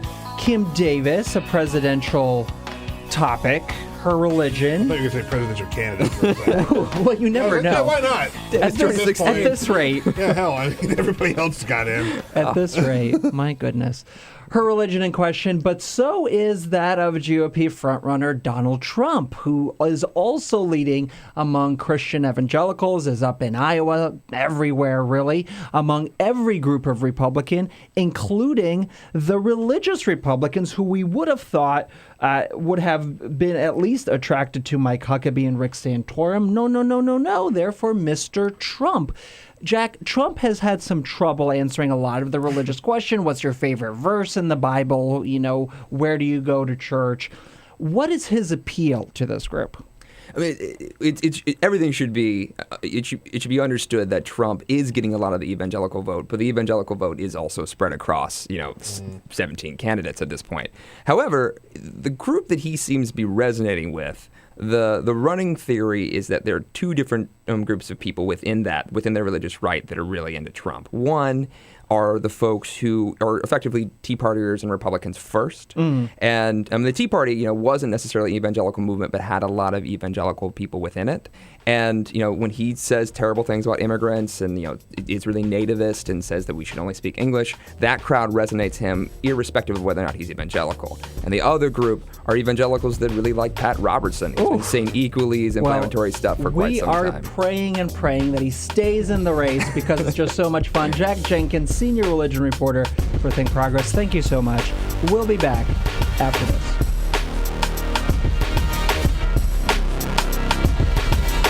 This is the Bill Press Show. Officer, were you the one who arrested me? Gonna shake my hand?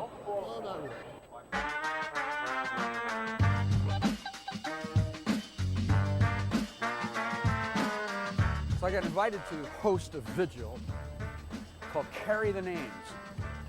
And that's what they were doing, carrying the names of the people who were victims of deadly police force. Michael Brown, Eric Garner, that guy Gurley. I got a motion from Dragonfly from Stop Shopping Choir, and I started preaching. I preached up a storm as best I could, but about a minute and a half into my sermon, the place was flooded with police, Homeland Security, National Guard, state troopers, and I was pushed over and handcuffed so fast, down in the jail, down in the basement. Before you know it, I was out the door, put in prison overnight. The next morning, I'm in court. The same thing happens. I'm just rushed out of there. Then our lawyer, Wiley Steckler, gives me this iPhone. And there, in black and white, in the Gothamist, a popular paper, is this charge by Adam Lisberg, the MTA law enforcement spokesperson for this grand place. His quote is that I, Reverend Billy, physically attacked a police officer. Unbelievable. The feeling of being robbed of my work and life and identity, just the fiction. I did not touch anybody. I did not look. I know how to do this. I'm trained in nonviolence. I did not do anything. It was right here. It was right here. It happened right here. I was simply arrested while I was speaking and taken away, and that's it. The cold feeling in my city, the city that I love, that city spokespersons whose salary I pay for with my taxes, that they would say this. I can just feel the rending apart of the community, that we are not that close. We're not. They are willing to say this, and they think that they can just say anything about anybody and get away with it.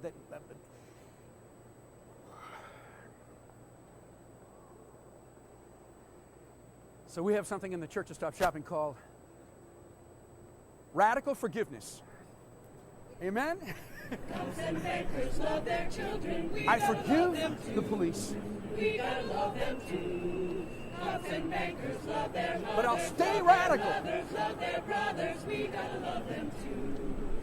But we'll wake up every morning forgiving each other, reaching out, touching, telling stories, having humor, being in a community together, sharing our children, sharing the streets, sharing the climate, being in the city together.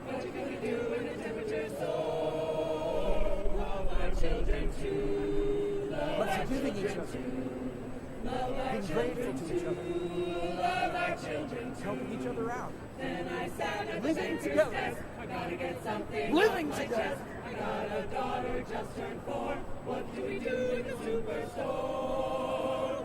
What do we do with the blood and the gore? The water's rising through our door. Love our children too. Love our children too. Amen. Earthalujah.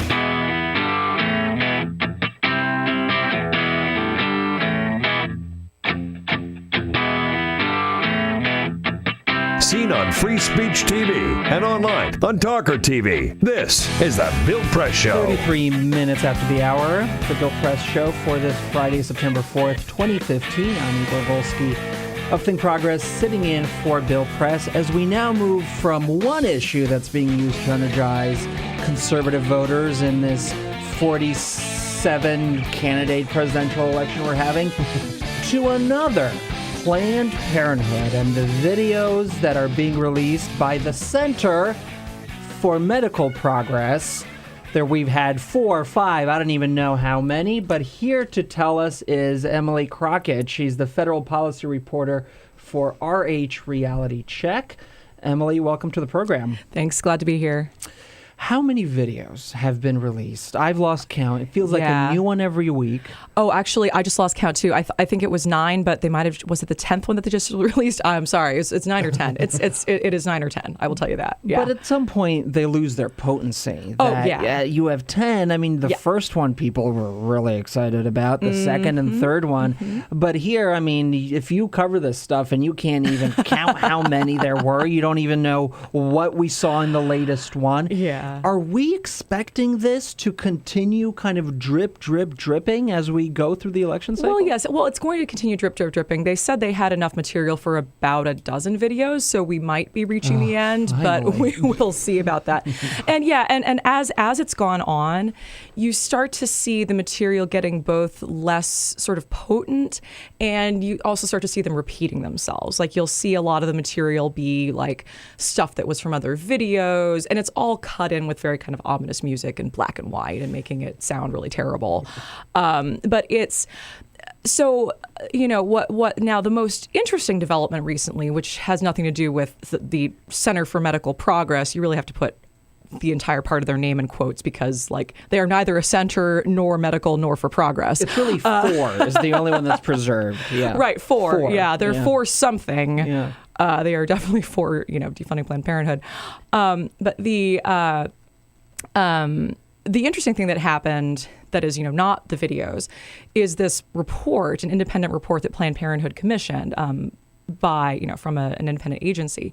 They found that even the supposedly unedited videos, the Center for Medical Progress has released 12 hours or so of what they say are unedited videos and what they say are complete transcripts of these videos. Turns out no. Turns out that there are significant chunks missing from the full tape, and it doesn't look like it's, it would be one thing if somebody turns off the camera and that's just all the video that they have, but no, it looks like they have just edited some stuff out of the full videos. Nobody knows what it is. Nobody knows why it was edited out. CMP, Center for Medical Progress, they say that it was just bathroom breaks. Yeah, sure. But no, there's nothing in the videos to indicate that, let's take a bathroom break now. It just stops and it starts again. And also the transcripts aren't even always correct. Sloppy.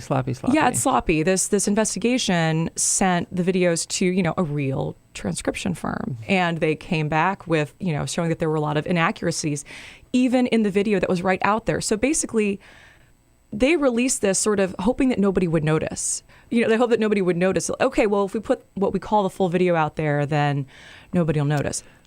Yeah, but even in the full video that they did release, it's perfectly obvious that they are cutting out a lot of really relevant material. And the basic thrust of the videos is that Planned Parenthood is changing the way it performs abortions, allegedly, yeah, to preserve certain fetal tissues that it then donates to medical centers for scientific research and profits off of that practice. That's the claim that's being made by the center. That is the claim, yes. And so the claim is that two illegal things are happening. So fetal tissue research and fetal tissue donation are illegal as long as you have the consent of the patient and as long as you do not profit off of it. And by the way, Republicans have voted for this research time and time again. Presidential candidate Ben Carson has performed such research on the brain back in the 90s. So this is a widely accepted technique because the belief is this is where all the stem cells are and you're able to develop cures for all kinds of diseases and conditions. Right, yeah. And scientists say that this is absolutely essential for their research. Like you can't use miscarriage tissue for this kind of thing. Like it needs to be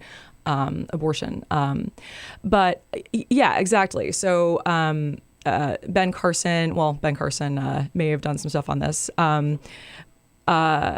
I lost my train of thought. Sorry. Well, but the claim is that they're profiting. And and that they're changing the technique, which would be illegal. That you can't. My understanding is that according to the law, that you can't change the way you perform the abortion to preserve more of the tissue. For instance, that's where it gets tricky. Exactly. Now the thing with this is that it appears that a lot of the quotes that seem to be addressing that seem to be saying, "Oh, we can change the procedure."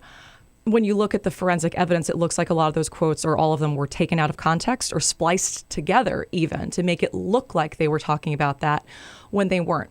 Now, even if those quotes were what they appeared to be, they weren't said by doctors. They were said by, administrators at Planned Parenthood who are not doctors. Like, I was hearing from gynecologists who were saying, this woman obviously doesn't know how, a procedure is performed. Like, this is not somewhat, so you can't, so even if this woman said what they, spliced her quote together to appear to be, that's not evidence of wrongdoing, because you're not actually seeing doctors change the procedure. Now, and what is changing a procedure? Here's the thing. Surgeons can always, there's a procedure, and then there's like what a surgeon does during a procedure. So you can't change the procedure. You can't say you're doing a vacuum thing and then, change it to a different procedure. But there's always, you, depending on a patient's particular anatomy or depending on what's going on during the procedure, you'll make an incision here instead of there, or, move something around. Like, it's that kind of thing. And if they are talking about that, I think that's what they're talking about. So that's kind of subtle, but either way. And as I said, even the unedited videos the quote unedited videos that we have, even in those videos, there's stuff that's cut out that is exculpatory evidence. You see, like 9 times, Deborah Nucatola says, we're not profiting from this. This isn't to make a profit. The money they get paid, that's for the transport of the tissue to the center. It's to cover expenses, which is explicitly allowed under the law. And when you look at the tapes, when money comes up, it is always the Center for Medical Progress people who bring it up. They are always trying to lead the conversation. And if they try to turn the conversation away from money, they'll like, no, let's talk about compensation. No, let's talk about compensation. They are always goading and entrapping trying to bait their them. subject. Yeah. And it's true that none of these people who shot the video were posing as medical researchers, correct, who were going to buy the tissue. Yes. And it's true to say that none of the participants on the Planned Parenthood side actually sold the tissues to these imposters. Yes, in fact, they did not. There were no deals. There was no money that changed hands, nothing like that. These were just meetings where theoretical possibilities were discussed and nothing actually came of it. And of course, the question is, look, if Planned Parenthood has nothing to hide, if they do everything by the book, if they follow the letter of the law, then why not have an investigation? And it will show then, if what your claim is true, that there's nothing illegal going on here. It'll put this issue to rest, and we can all move on. What's wrong with that? Well, I guess there's nothing wrong. Well, here's the thing. Investigations have been happening. There have been multiple investigations at the state level. They've all come up with nothing. Part of the reason why that is that Planned Parenthood only does fetal tissue donation in 2 or 3 states in the country and about 1% of their providers. So a lot of these states, for instance, Texas, literally opened an investigation into a practice that does not even happen in their state. So it's like, let's investigate. Easiest investigation ever. Let's investigate Texas's fetal tissue research program. There is no fetal tissue research program. Okay, everybody go home. Except instead they have a 2-hour hearing about it. And we're done. Right. And so it's insane. And now in Congress, they are about to open 4 different investigations, literally 4. Different committees looking different at committees. this on the I guess overlooking all of the different practices in all the different states. Yeah. All right, Emily Crockett, federal policy reporter for RH Reality Check, is joining us on Twitter.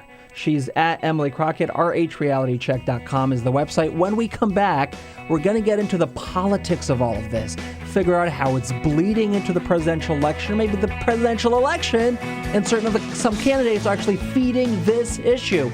We'll be back right after this. Your progressive headquarters for the 2016 election. This is The Bill Press Show.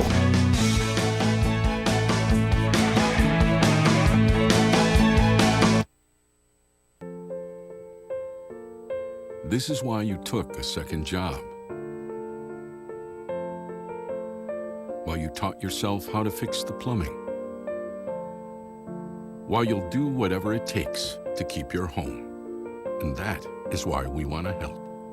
We are making home affordable, a free government resource that can make paying the mortgage easier. Call 888-995-HOPE today.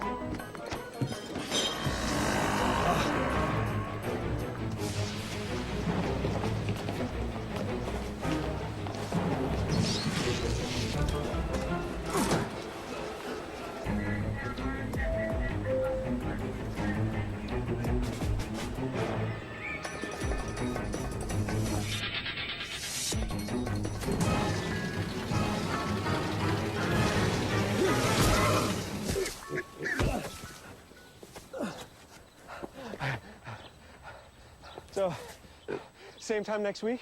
Well, of course. Put away a few bucks, feel like $1 million. For free tips to help you save, go to Feed the Pig.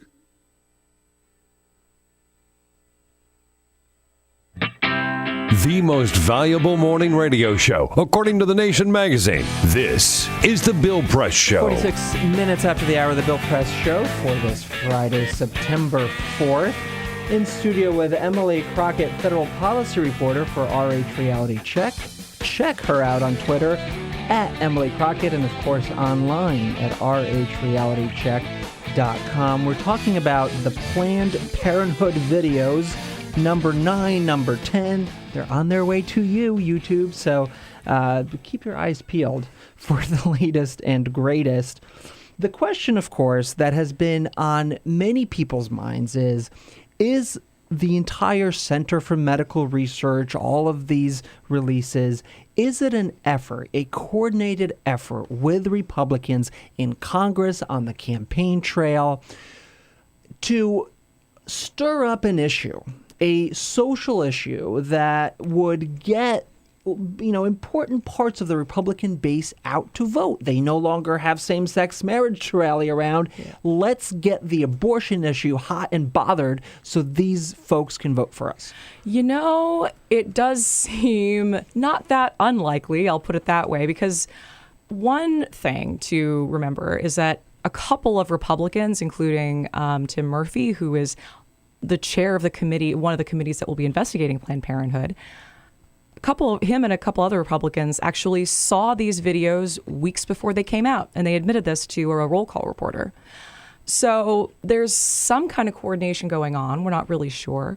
Diana DeGette actually wrote a letter to Murphy, because they're both on the committee together, saying, hey, look, you saw these weeks before they came out. A proper committee investigation should not include these edited, propaganda pieces, basically. Like, we need to consider the full unedited videos, all of them, even the ones they haven't released yet. So, Tim, why don't you give us what you've got or what you have access to, or why don't you talk to your CMP buddies and ask them to give it to you? Has he responded? No, not yet. And she renewed her call. So she wrote him 4 weeks ago. She renewed the call this week, and nothing yet.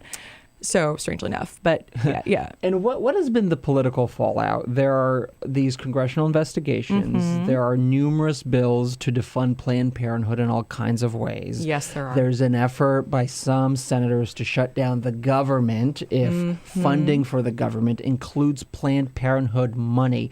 Talk a bit about those, and particularly the fact, and this was true when they shut down the government because of Obamacare, that even if you shut down the government, because the funding goes through mandatory funding, and I'm assuming that's the reason, you don't actually shut down Planned Parenthood. Yeah, it's so funny because it won't even work. There's all this hubbub and it will not even work because most of Planned Parenthood's funding, about 3/4 of its government funding, comes from Medicaid reimbursements, and that's mandatory, and you can't mess with that.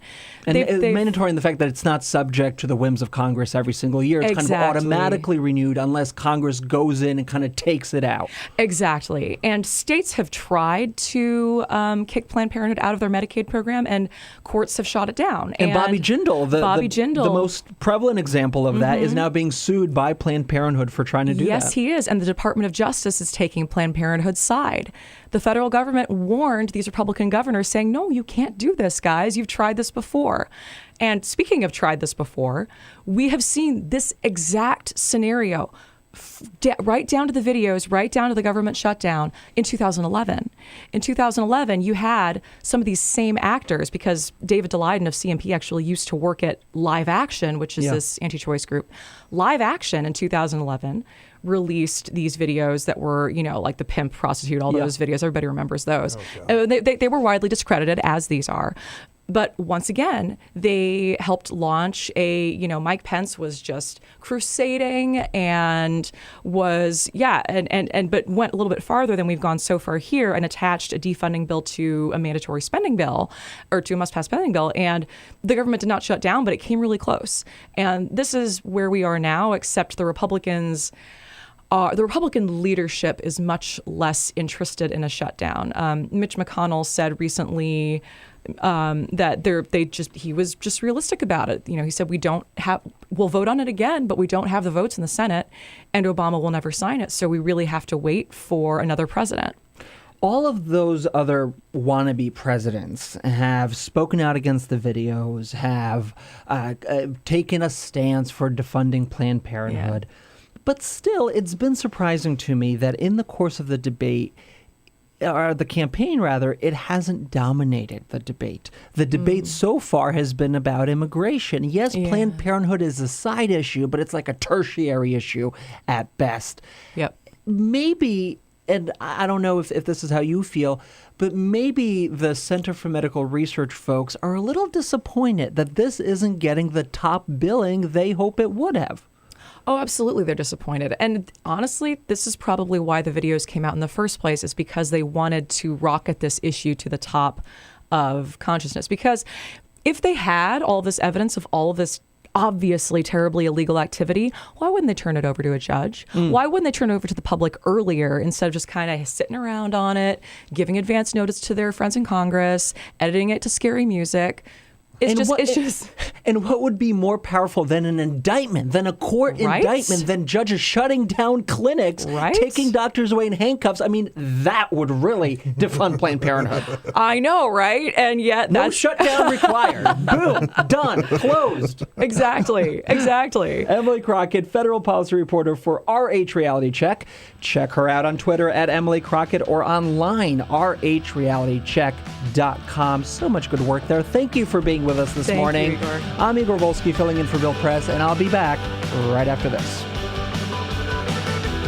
Follow us on Twitter at BP Show. This is the Bill Press Show.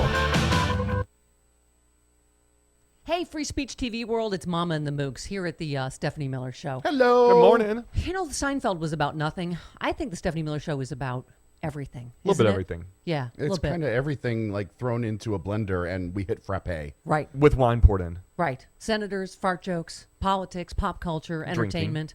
Drinking. Drinking. Random stray thoughts. It's what all the hip kids are talking about. Yep. We have the smartest, funniest people in the country on this show, do we not? We absolutely do.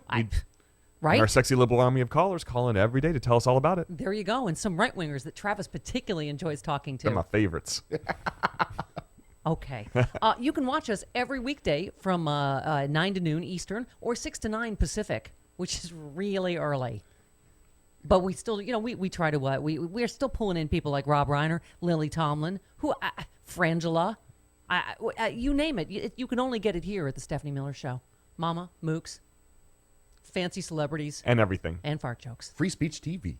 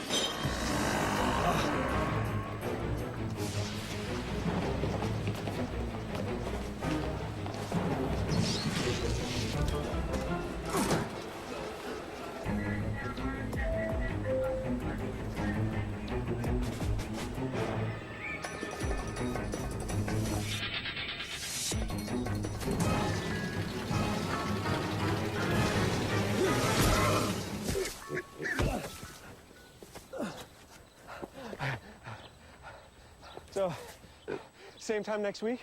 Well, of course. Put away a few bucks, feel like $1 million. For free tips to help you save, go to Feed the Pig.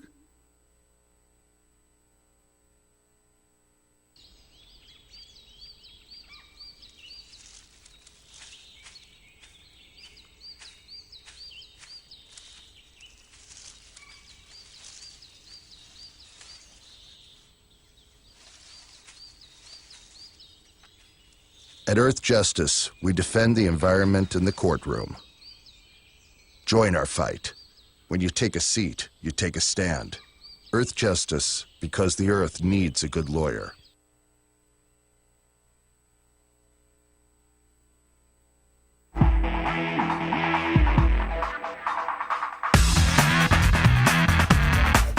This is the Bill Press Show. 56 minutes after the hour, the Bill Press Show continues.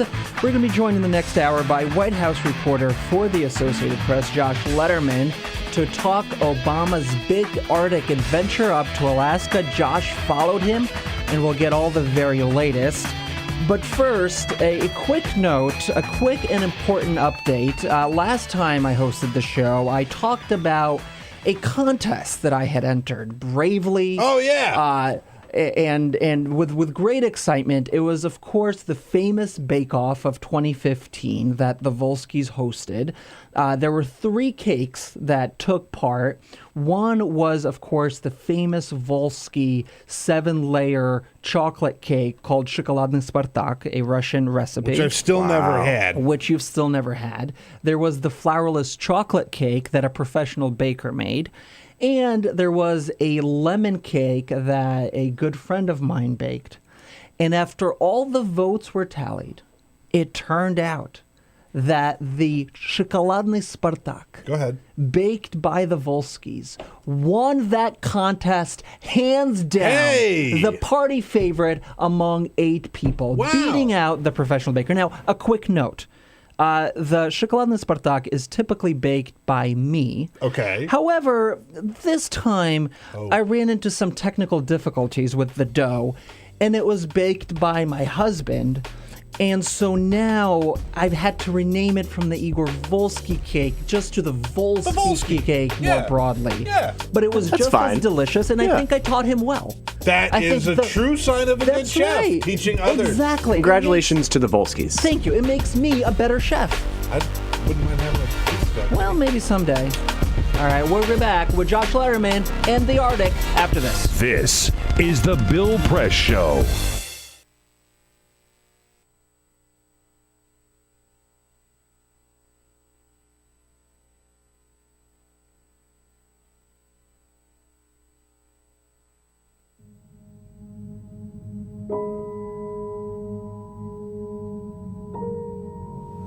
The hardest moments for me is when I'm laying awake in the middle of the night and I'm thinking about all the times I made a pitcher of Kool-Aid with the water, or I boiled a pot of corn or potatoes with the water.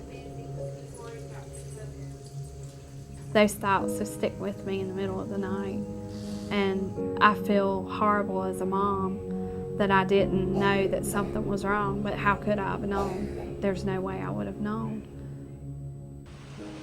The spill at Dan River happened when a drainage pipe that ran underneath an ash basin and dam collapsed, sucking out 6 decades of waste and spewing gunk directly into the river.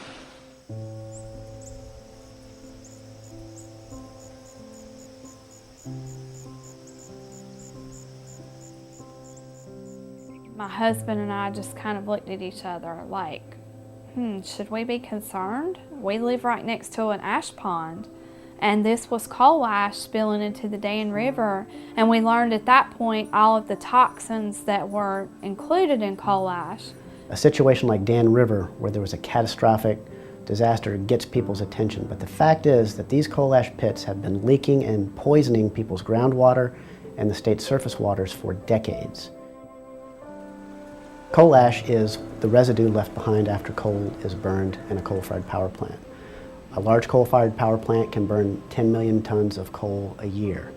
When the organic matter in the coal is burned away, what's left behind are these trace minerals, things like arsenic, lead, mercury, selenium, and chromium. And these are highly concentrated. The coal ash can have concentrations of these contaminants that are 10 to 100 times greater than the level in the coals themselves. Coal ash pond number 1 is right behind my house, literally pretty much in my backyard. We were approached by a neighbor who was wanting to have their well tested, and we decided that maybe we should have ours tested as well. They found hexavalent chromium at 4.5 parts per billion. So in talking to the residents, we have discovered anecdotal evidence of an extraordinary number of cancers for this fairly small community. Some of us in the community got together. We started kind of talking about all the cancer that we've seen in some of our family friends in this community. I think we had somewhere in the neighborhood of around 70 names. So we had some help from our river keepers putting a map together, and it was a little shocking to see it. You know, I still have a hard time looking at it. Technically, EPA has not regulated coal ash as a hazardous waste, but it is undeniable that coal ash contains many, many hazardous substances that are hazardous, in fact, to people and the environment. And the only reason they have not been regulated as such is because of intense lobbying efforts by the coal industry and its allies. A lot of these chemicals are simple elements, but when you find them at the levels that they exist in around coal ash ponds, then you're starting to talk about cancer, brain tumors, you're talking about birth defects, developmental problems, neurotoxicity.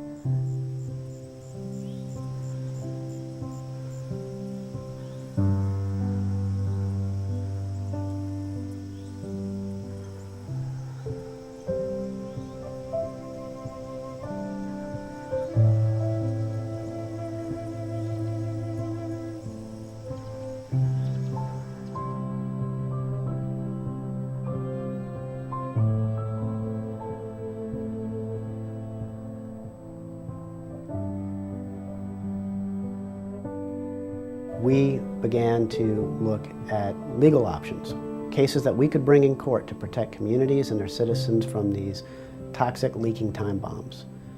In 2002, North Carolina enacted a public financing mechanism for judicial elections. This kept private money out of judicial elections.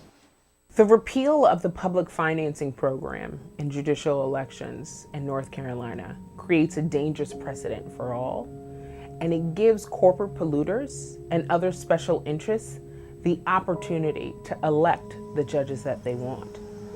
And this is important for us all. Everyone should care about this, because when you think about the fact that the state and the federal government have basically abdicated their responsibility to regulate these issues, the state courts are the last stopgap.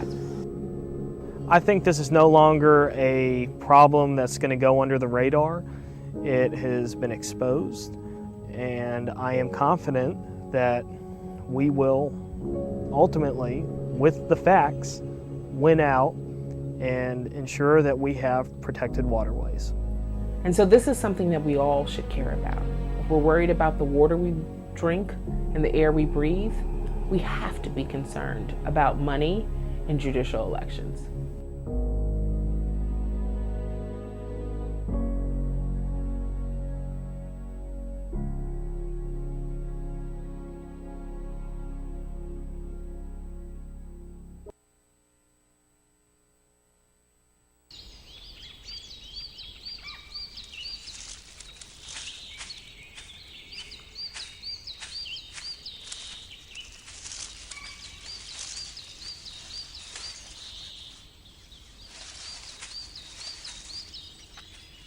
At Earth Justice, we defend the environment in the courtroom.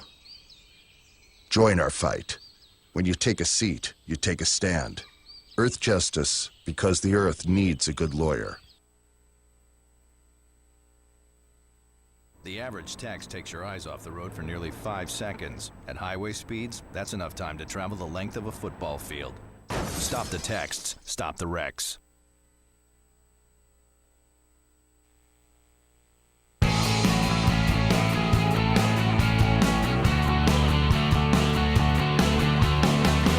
Broadcasting around the nation, on your radio, on your TV, and online.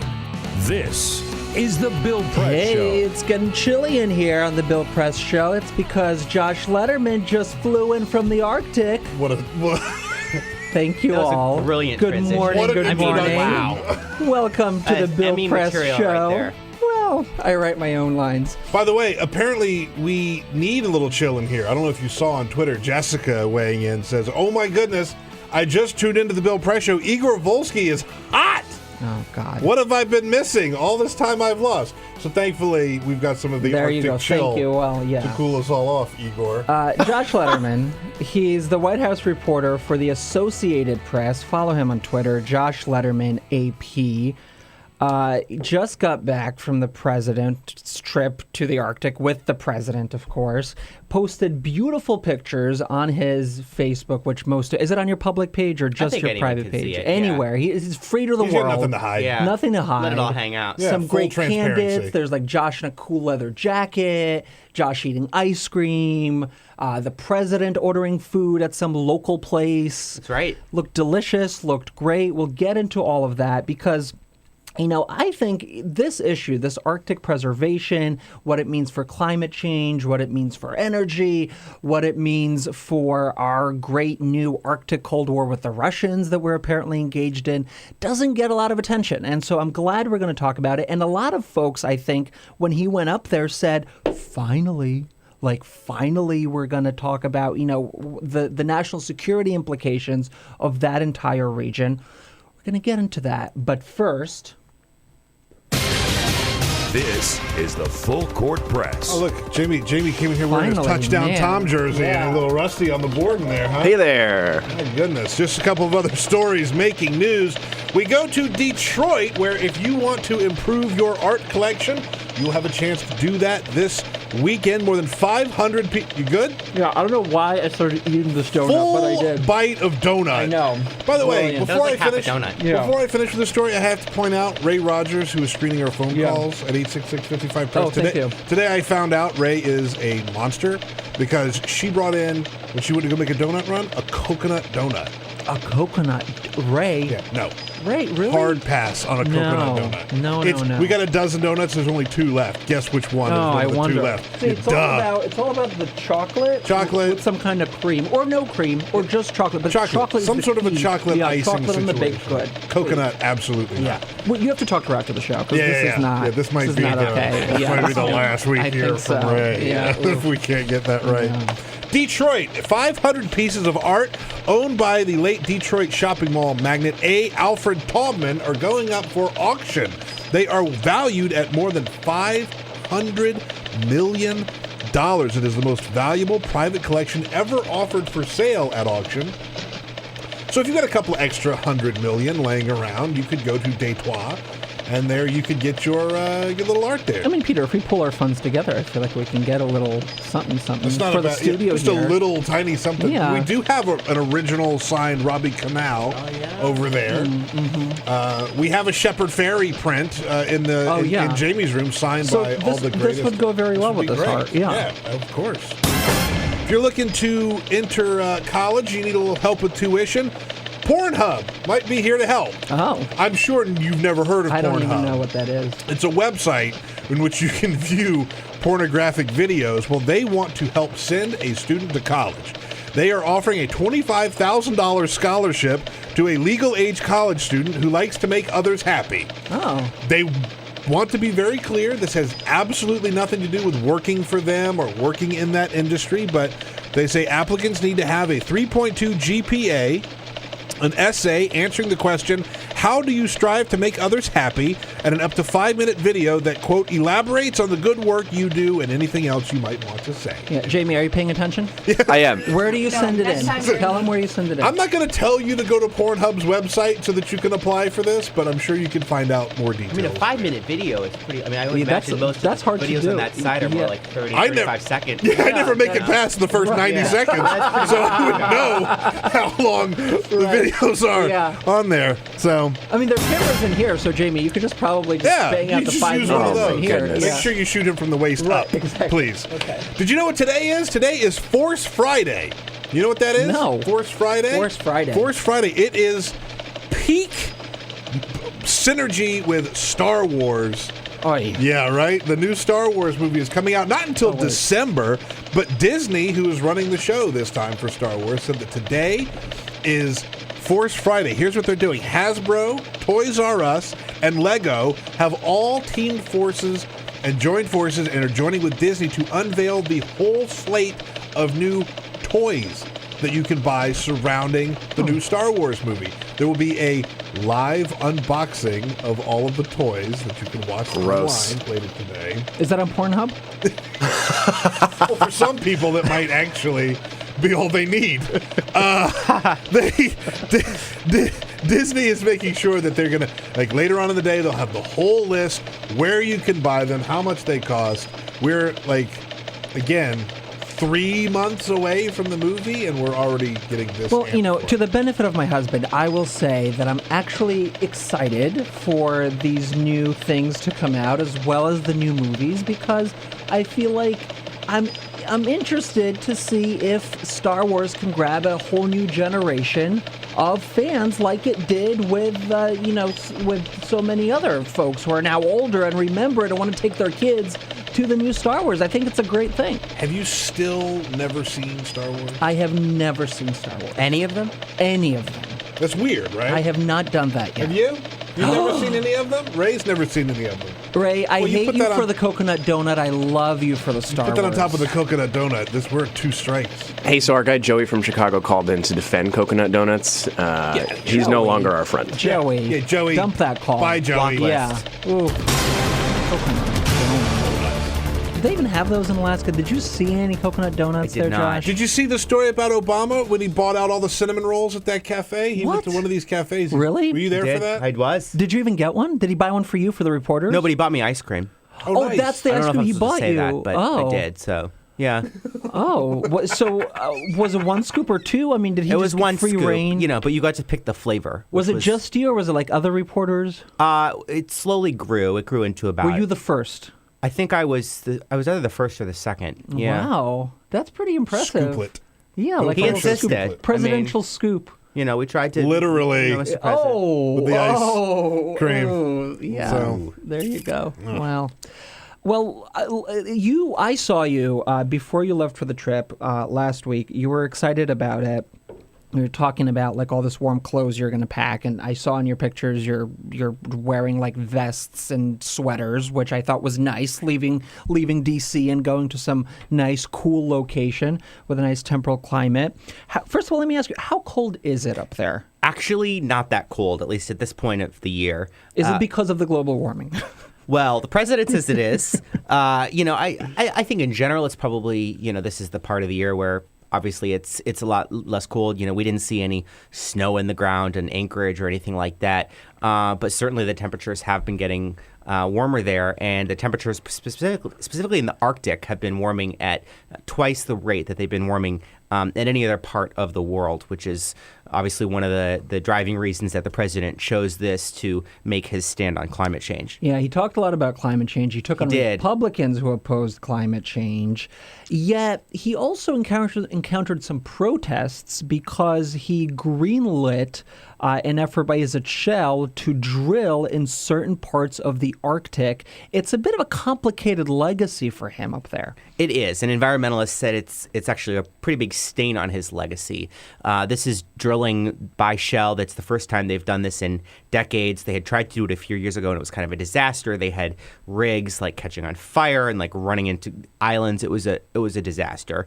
But basically, they've come up with this process that they say is very safe. They've got all of this equipment and respond to a spill. And the administration's argument and the president's argument on this has been, look, we want to transition off of fossil fuels to cleaner, renewable energy, over the rest of the century. But in the meantime, we're going to need some oil and gas in order to bridge that gap and to get us there. And better that we do it in the U.S. where we can exploit resources that we have and, our economy really needs it, and also be able to do it to the highest safety and environmental standards as opposed to, having it come from Saudi Arabia or somewhere else where we have less control over it. But that argument did not really seem to win over a whole lot of skeptics among environmentalists who said, wait, so let me understand, you're flying up to the Arctic on this like high horse on climate change. You're sort of like shaming all of these Republicans who, are climate deniers. And literally at the same time that you're doing that, Shell is drilling into the Arctic, this nearly unprecedented move to try and suck oil out of the ground. And is the argument also on the part of the administration that the technology now is a lot safer for Shell to do this, that they can accomplish what they're going after with a smaller carbon footprint? Not exactly the smaller carbon footprint, but they are making an argument that they've made it the standards as far as safety and what they can do to make sure there aren't accidents as high as possible. So, for instance, Shell got an initial permit to do some exploratory drilling, but the administration, the reason that they didn't actually greenlight this until a few weeks ago was that they said that Shell had to wait until they got, remember when we had Deepwater Horizon and there was that whole like blowout and it was spilling into the ocean and they had to bring in that little like hat and we were all like watching on MSNBC for like live cams for weeks and they tried to stick that hat to, so basically they said you've got to have all of this spill response equipment like right there in the area ready to respond before you can start drilling. And at the time, all the equipment was in Seattle getting fixed. So you can't do any drilling actually to the depth where you'd hit oil until you've got that. So, finally they brought that equipment in, they got it fixed, they got it up to this town of, Kotzebue where we were visiting up in the Arctic Circle. And they said, okay, fine, now you've got that. Now we feel confident that if anything would happen that you'd be able to respond.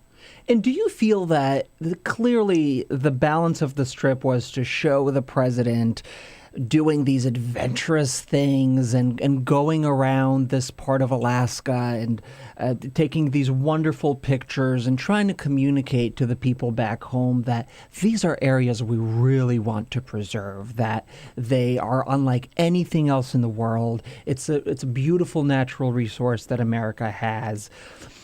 the question, I think, is how significant or how true is the notion that to get to a total sustainable energy grid, energy sources situation, that we have to take these kind of bridge methods of drilling here, drilling there, and a little bit of this, a little bit of that will eventually get us towards a more sustainable energy infrastructure.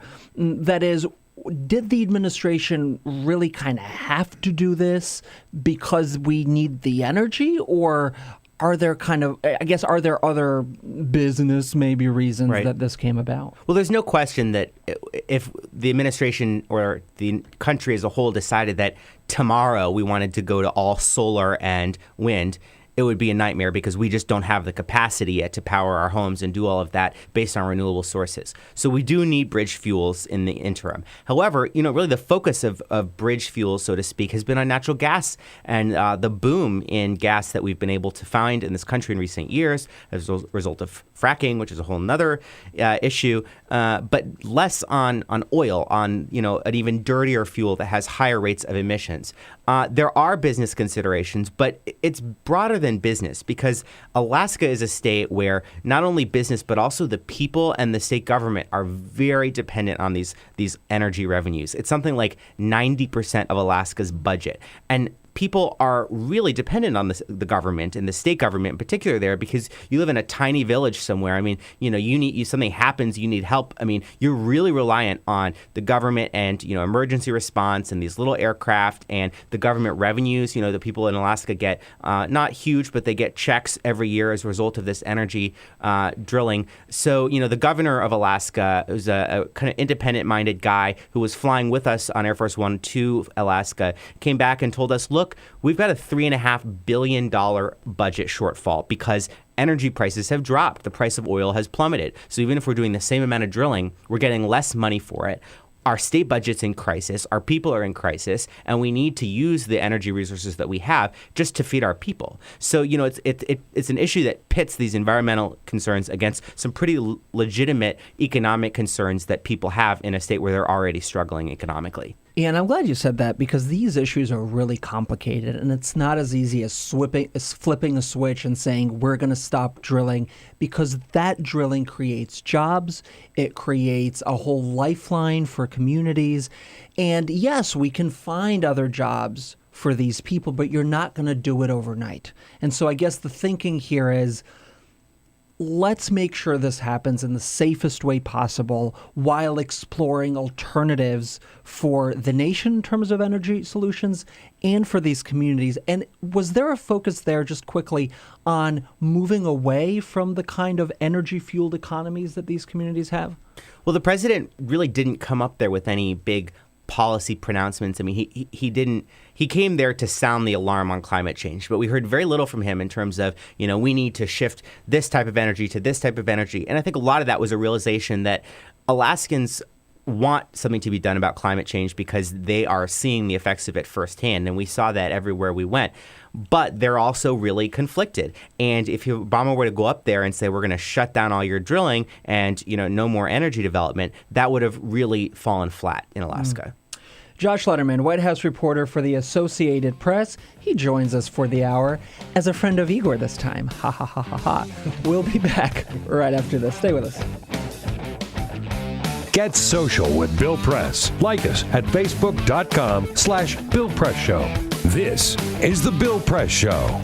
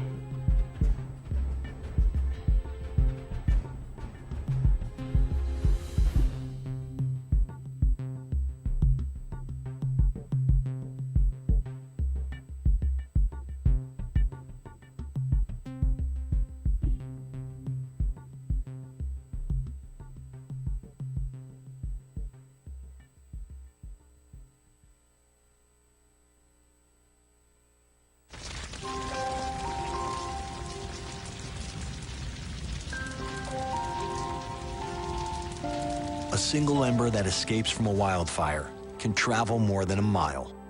That single ember can ignite and destroy your home or even your community.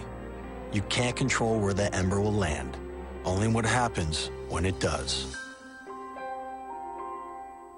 Get Fire Adapted now at fireadapted.org.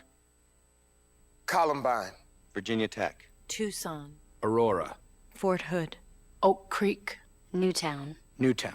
Newtown. Newtown. How many more? How many more? How many more colleges? How many more classrooms? How many more movie theaters? How many more houses of faith? How many more shopping malls? How many more street corners? How many more? How many more? Enough. Enough. Enough. Enough. Demand a plan. Right now. As a mom. As a dad. As a friend. As a husband. As a wife. As an American. As an American. As an American. As a human being. For the children of Sandy Hook. Demand a plan. No more lists of names. It's not too soon. It's too late. Now is the time. Before we all know someone who loved someone on that list. No more lists. No more. Who they might have been. No more. If we had just done something yesterday. It's time. We can do better than this. We can do better than this. It's time. It's time. It's time for our leaders to act. Demand a plan. Right now. Right now. You! Demand it! Enough. Enough. Enough. Enough.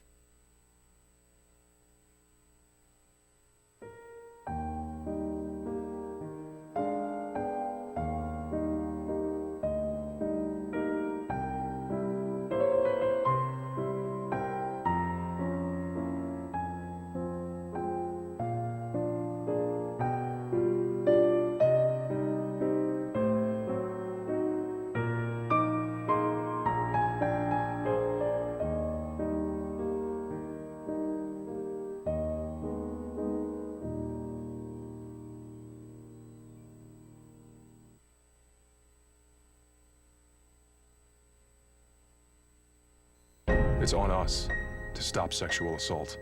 To get in the way before it happens. To get a friend home safe. And to not blame the victim. It's on us. To look out for each other. To not look the other way. It's on us to stand up.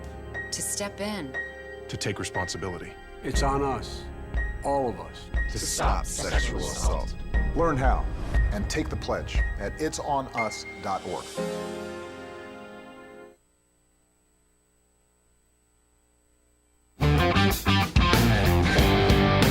This is the Bill Press Show. All right, 26 minutes after the hour. While we were on break, some breaking news came through the AP wire, and luckily we have the White House correspondent for the Associated Press in studio to tell us all about it. Another wrinkle in the Kim Davis saga. Josh, what is it? Just as we were on break, the first gay marriage license was issued to a couple in this county in Kentucky, where in the absence of County Clerk Kim Davis, who is now at the moment behind bars, her deputies were able to administer these permits, and we now have a gay marriage in that county. Woohoo! Do they get newspapers in jail? I just hope that she gets to read this. I hope someone Does she have gets Twitter her there? the message. Yeah, can she get her tweet? She sees Josh's tweet about it and But this, of course, was coming because in her contempt hearing yesterday, the Judge David L. Bunning, the son, of course, of former Senator Bunning, asked all of the clerks if they would be willing, in her absence, to push these licenses through. Some said, we have some reservations, but we'll do it. We don't want to end up in jail. The others had no problem with it. One, her son, her deputy clerk's son, said, I'm not going to do it. But look, have we then now resolved the issue? We have licenses in this county, and Kim Davis is in jail, so she can either, I guess, agree to come back and issue those licenses, or she can be in jail, or she can resign, or you can have some conservative Republican presidential candidates, Mike Huckabee, take her great battle to the people of the Republican Party. And if this becomes a bigger issue, then it's going to be all Kim Davis for a very long time. We'll be back more with Josh right after this. This is the Bill Press Show. How I've been affected by gun violence over the years is through deaths of friends and family members and associates. When I was 5 years old, I was held at gunpoint in a home invasion. I've gone to the juvenile detention centers and I've met dozens of young kids, babies really, who have been affected by gun violence. Directly, I've lost a few friends, but I think why this touches my heart is having children of my own. You know, I've been at parties where, you know, I had just left the party and, you know, maybe 10, 15 minutes later, you know, I heard that, you know, somebody got shot and didn't make it.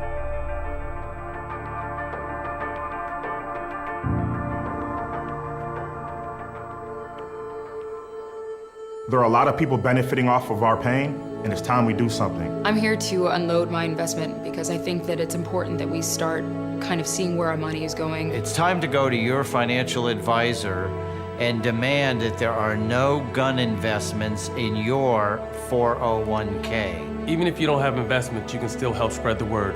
This is something everyone can do. So if you push your people that have 401ks, it might be your grandma, it might be your cousin, this effort can make a big impact. I'm unloading for my loved ones that I lost. I'm unloading for my 18-year-old self. I'm unloading my 401k for the future of my children. I'm unloading. I'm unloading for my family and their future. I'm unloading so that my daughter can grow up in a safe, loving world. Unload and join the movement. Use hashtag I'm unloading to pledge your support for gun-free investing.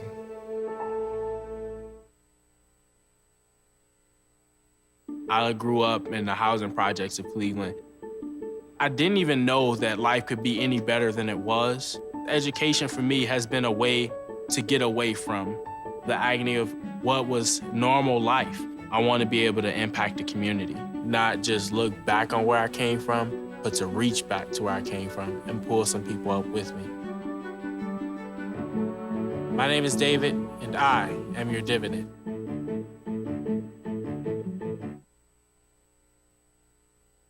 Hey, Free Speech TV world, it's Mama and the Mooks here at the Stephanie Miller Show. Hello. Good morning. You know, the Seinfeld was about nothing. I think the Stephanie Miller Show is about everything. A little bit everything. Yeah, a little It's bit. kind of everything like thrown into a blender and we hit frappe. Right. With wine poured in. Right. Senators, fart jokes, politics, pop culture, entertainment. Drinking. Drinking, random stray thoughts. It's what all the hip kids are talking about. Yep. We have the smartest, funniest people in the country on this show, do we not? We absolutely do. Right? And our sexy liberal army of callers calling every day to tell us all about it. There you go. And some right-wingers that Travis particularly enjoys talking to. They're my favorites. Okay. You can watch us every weekday from 9 to noon Eastern or 6 to 9 Pacific, which is really early. But we still, we try to, we're still pulling in people like Rob Reiner, Lily Tomlin, Frangela, you name it. You can only get it here at the Stephanie Miller Show. Mama, Mooks, fancy celebrities. And everything. And fart jokes. Free Speech TV.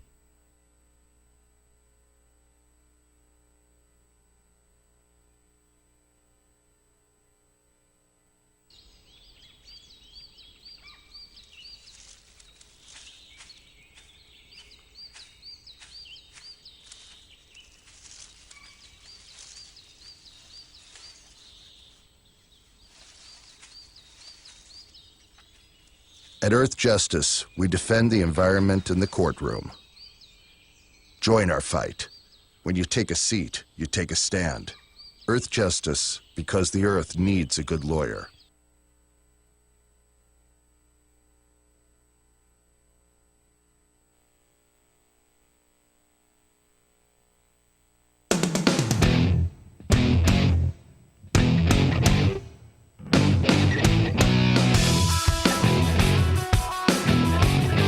On your radio, on TV, and online. This is the Bill Press Show. 33 minutes after the hour, the Bill Press Show continues for this Friday, September 4th, 2015. In studio here with White House reporter for the Associated Press, Josh Lederman, and Peter Ogburn, BP Show executive producer. Yes, indeed. We've been talking about Kim Davis briefly, but one man who hasn't weighed in on the controversy, to the surprise of us all, is GOP presidential frontrunner Donald Trump. Yesterday, he held a Trump-style news conference, we'll call it, to announce that he was pledging allegiance to the Republican Party. And in some ways, they were also pledging allegiance to him by promising to endorse the Republican nominee. And if it's Trump, then they endorse Trump. Joining us now on the line is the political reporter over at Politico, Ben Schreckinger. Welcome to the program. Hey, thanks for having me. Ben, let's go through this. He was saying for a very long time that he's not going to sign this pledge, gave him all of this leverage, and the Republicans say, guys are mean, you don't treat me well, I'm not being treated like I think I should be treated, fine, I'll run a third-party bid. This takes that power away from him, right? It does and it doesn't. There's nothing legally binding about this pledge. If anything, it's political, it's symbolic. If he were to change his mind and go ahead and run a candidacy like this, there would be the attack ad with him holding up the pledge. It would be a talking point for Republicans.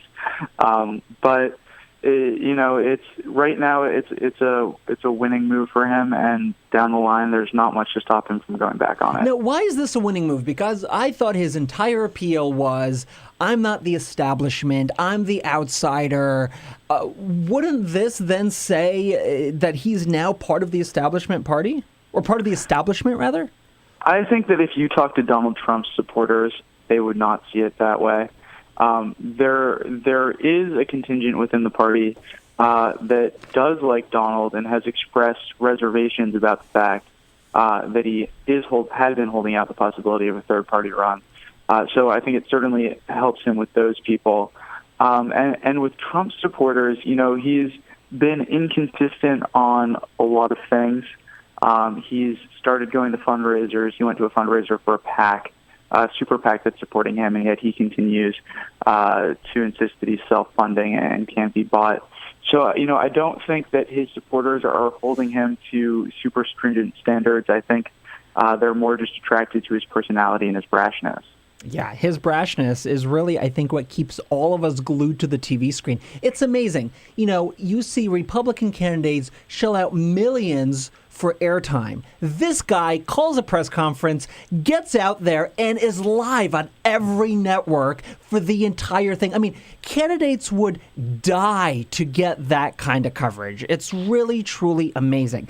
The other big news from Trump this morning, he fumbled during an interview with a conservative radio talk show host when he confused the Quds, can't even say because it's similar, the Quds, the Iranian military forces, and the Kurds who are fighting ISIS in Iraq and in other places.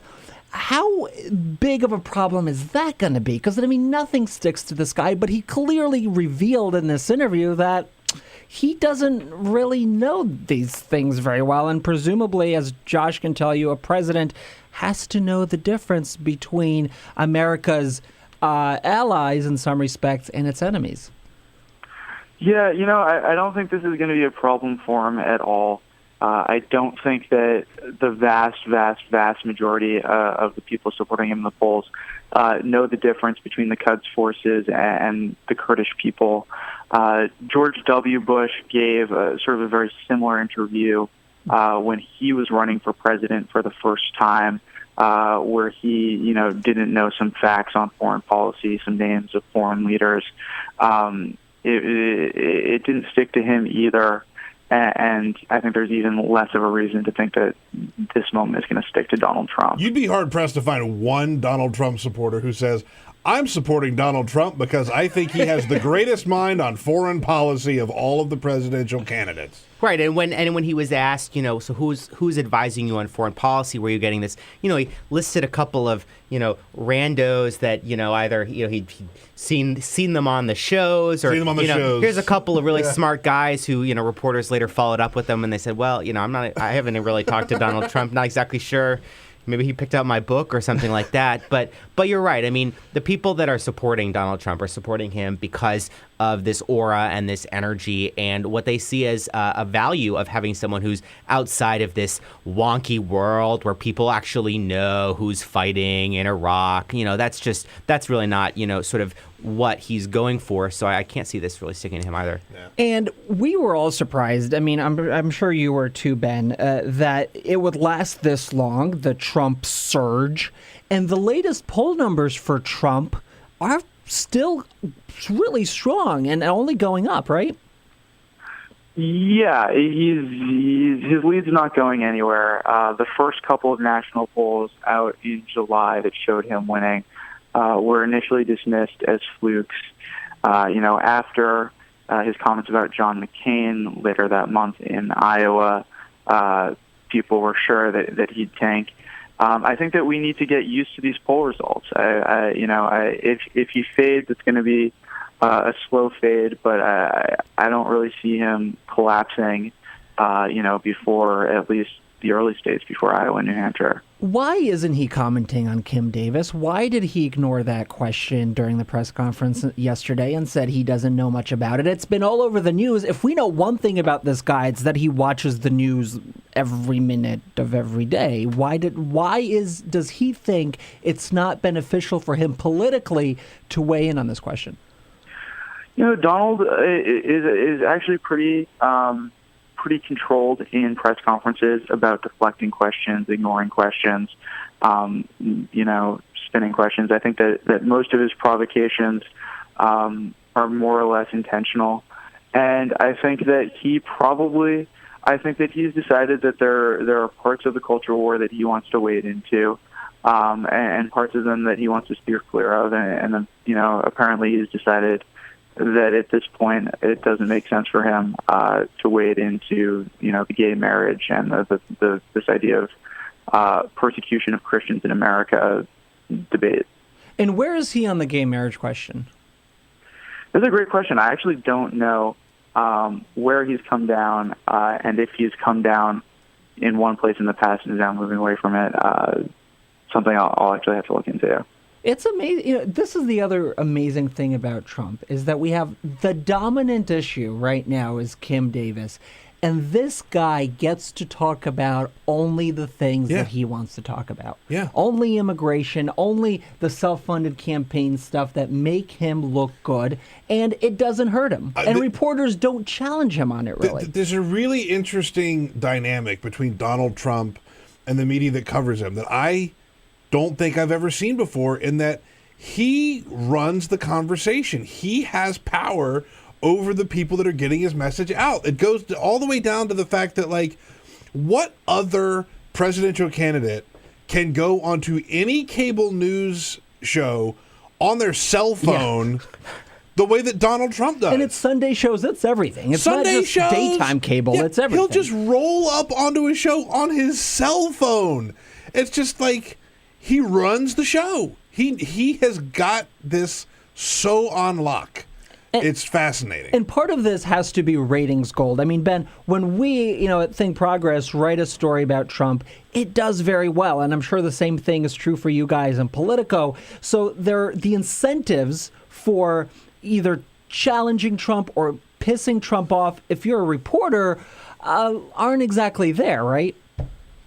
Yeah, I mean, I think it's like that with any politician. There's a balance between challenging them and not taking shots that aren't worth it, that are going to cause them to want to shut you out.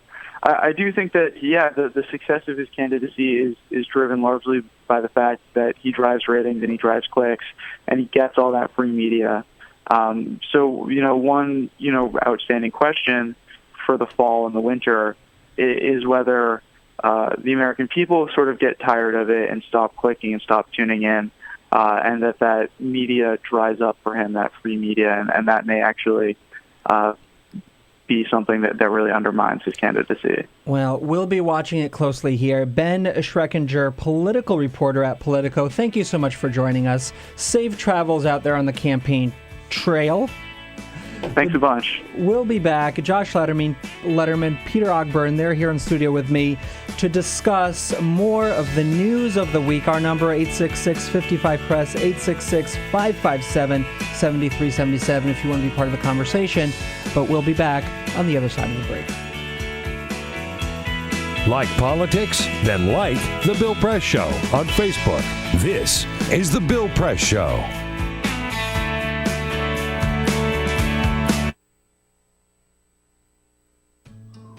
You wouldn't let money just blow out of your house. So when your AC or heater is on, make sure the doors, windows, and fireplace flue are shut tight.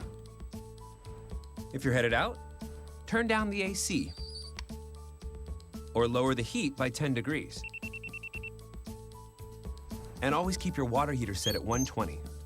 A little bit of common sense goes a long way. Get more great tips at energysaver.gov. So, I'm kind of new here, but I've noticed a trend. My human does this funny thing where she goes around and gets all my toys, and then she hides them in that basket by the door. But it's always the same basket, and it's always in the same place. And then she acts so surprised when I find them, but, she's putting them in the same basket. Again. It's like, hello? That's where you put it last time. You were the worst at hide and go seek.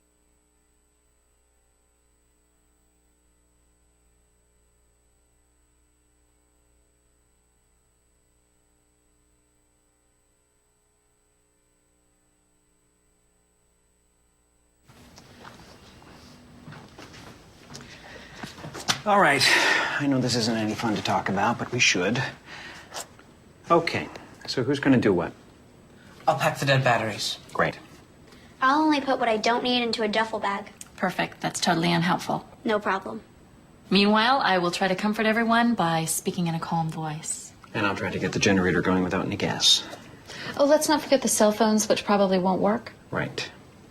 And who is going to handle supplies? I can forget to do a list for us. Thanks, pal. Well, I think we couldn't be any less prepared. I'm proud of you guys. Talk to your kids about who to call, where to meet, what to pack. Visit ready.gov/kids for tips and information.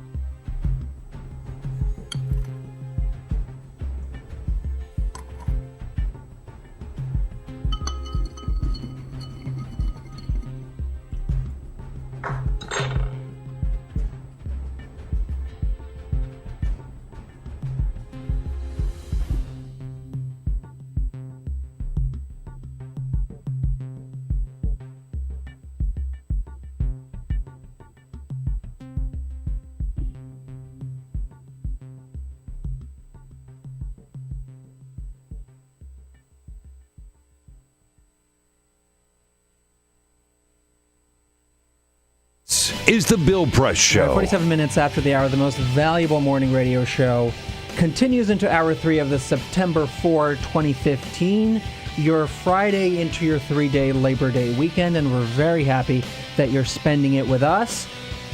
As we were on break, the latest, greatest, I guess they're greatest, jobs numbers came out. Peter, what are they? We got them. We got the job numbers. Here's the deal. U.S. created 173,000 new jobs in August. The unemployment rate is now at 5.1. It drops to 5.1. That is the lowest that we've seen it since March of 2008. And Josh, this is in line with the argument the administration has been making that the economy is improving, the president's policies from the stimulus on down are working. That's right. This is certainly good news for the president. He's leaving office with the unemployment rate, now lower than it was when he came in, having added private sector jobs, for years consecutively. How much of that is attributable to the president's policies and what he did early in his administration to try and pull the country out of recession, as opposed to the natural ebbs and flows, is something that economists and historians will continue to debate. But certainly it helps not only the president, but it helps the Democrats that he hopes will succeed him in this presidential race, that the president is counting on to be able to secure his legacy and the things that he's done well in office. And one Democrat who's going to be touting those numbers in particular is Vice President Joe Biden, who is considering a presidential bid. Here he is yesterday explaining his thinking on whether or not he's going to run. Can my family undertake what is an arduous commitment that would be proud to undertake under ordinary circumstances? But the honest-to-God answer is I just don't know. Josh, this is so sad to listen to. This is a guy who, as we all know, recently lost his son, who we're so used to hearing with this great energy and this great excitement. And in this clip, he just sounds so sad.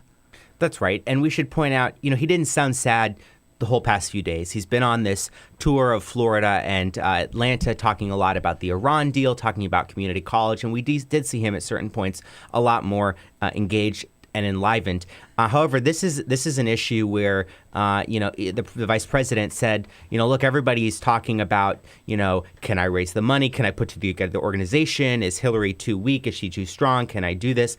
It's not coming down to that. It's coming down to, is my family able to do this, to put ourselves through another presidential campaign while we're still going through this huge loss? And you can see it written all over the vice president's face and his voice when he talks about this. You know what's so interesting, I think, about some of the clips that we were seeing from Biden, some of the stuff that he's saying is, this is a guy that you can make the argument has been, I know he gets out there a lot, but he's an elected politician. He's fairly insulated, right? And he's an older guy. To be that in touch with his emotions and put him out there in such a raw way is something you don't see politicians of his cloth do a whole lot. It's fascinating to watch. Well, ironically, it's like the same thing that might make him unable to run now is the reason people love him. Yeah. It's because he puts that raw emotion out there, and he's that guy who just lets it all hang out, and you feel like you know him. Yeah. But of course, to win a presidential race, you can't just run on emotions. You need an infrastructure. That's right. And a strong fundraising base, particularly when you're going up against someone like Hillary Clinton, who's been planting the seeds for her campaign for a long time and has 400 people working for her and is a serious operation. Can Joe put that kind of ground game, that kind of effort together in such a short period of time? That's the $1 million question, or perhaps the $20 million question, which is probably more like what he would need in the first couple of months. The other factor here is just, what is his compelling justification for a run? Because at this point, you've got so many people who are either committed to Hillary or to Sanders, in their mind, that if Biden runs, he's not just saying, I should be the best president. He's saying, I'm asking you to take back your support from them and give it to me. And we haven't yet heard him express what the driving motivation for going with Biden as opposed to Hillary or Sanders would be. And at a time when the public is clearly attracted to the anti-politician, to the Donald Trump, to the Bernie Sanders, who speaks like he's not a politician, Biden, who has had a 40-year uninterrupted career in the Senate, and then of course this administration, can't make that case. And yes, the question is, what does he have to offer? And maybe in some respects, this emotion, as you say, will help him connect to people and does help him connect to people. But yeah, it doesn't seem like it's enough for a presidential run. All right, Josh Lederman, White House reporter for the Associated Press, at Josh Lederman AP on Twitter. I'm Igor Volsky. We'll be back to close out the show right after this. Follow us on Twitter at BP Show. This is The Bill Press Show.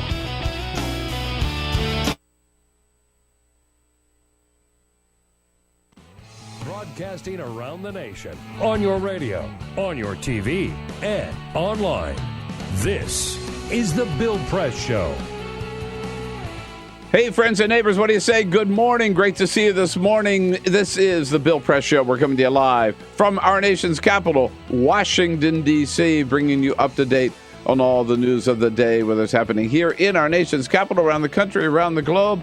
Coming to you live on your local progressive talk radio station, on Free Speech TV, and worldwide on our video stream, TawkrTV. Events in the nation's capital. Hi, everybody. It's Bill Press. This year marks the 10th anniversary of doing the Bill Press Show, every day covering the news of the day with the nation's top newsmakers, either on the line or in our studio right here on Capitol Hill in Washington, D.C. Not only that, I go to the White House briefings every day to get answers to the top questions of the day. Bottom line, if it's happening in Washington, D.C., either at the White House or the Capitol, we are all over it. Every day, we welcome to our studio political leaders and reporters and labor leaders and newsmakers to help us understand the issues of the day. You know, we started out as a radio show only, but over the years, we have branched out to all forms of the new media. So today, we're not just a radio show. We are podcasting, streaming audio, streaming video, and we are simulcast live on Free Speech TV nationwide. Reaching out to 40 million households on Free Speech TV, in addition to hundreds of thousands on local radio stations and online. AFGE is so proud to be associated with this show and looks forward to being working with Bill and this show for a long time. Bill Press is the right man at the right time with the right message.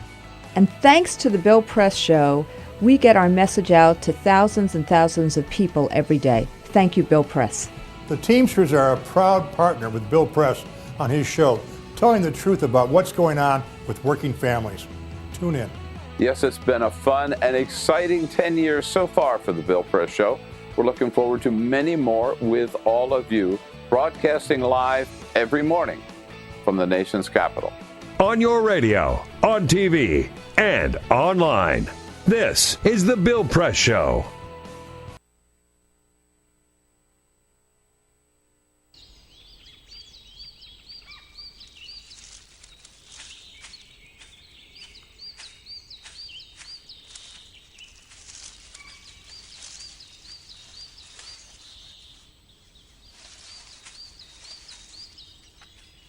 At Earth Justice, we defend the environment in the courtroom. Join our fight. When you take a seat, you take a stand. Earth Justice, because the Earth needs a good lawyer.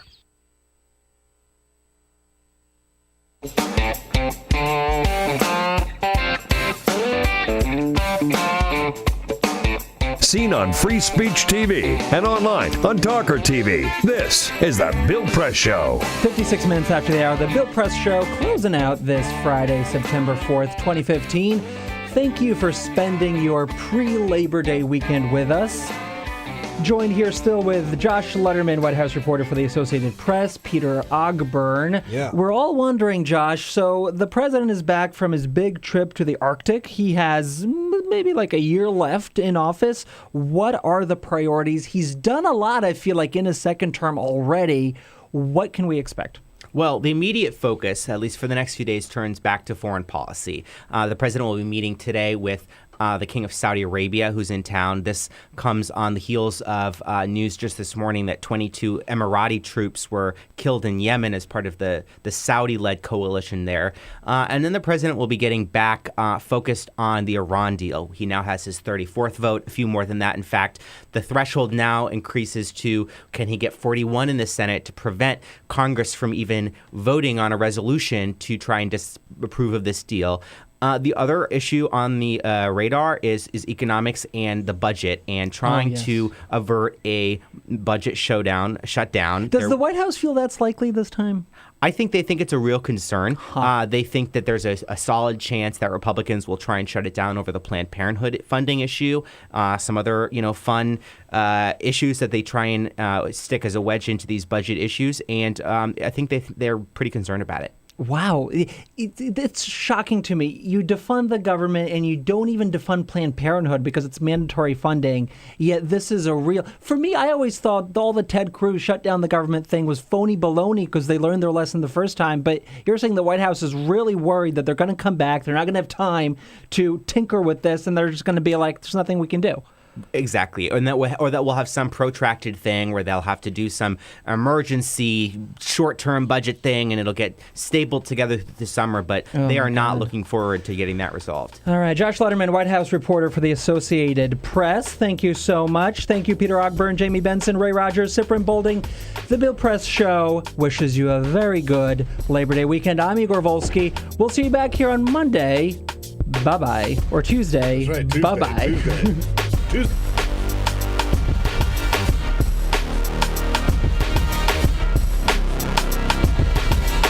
This is the Bill Press Show.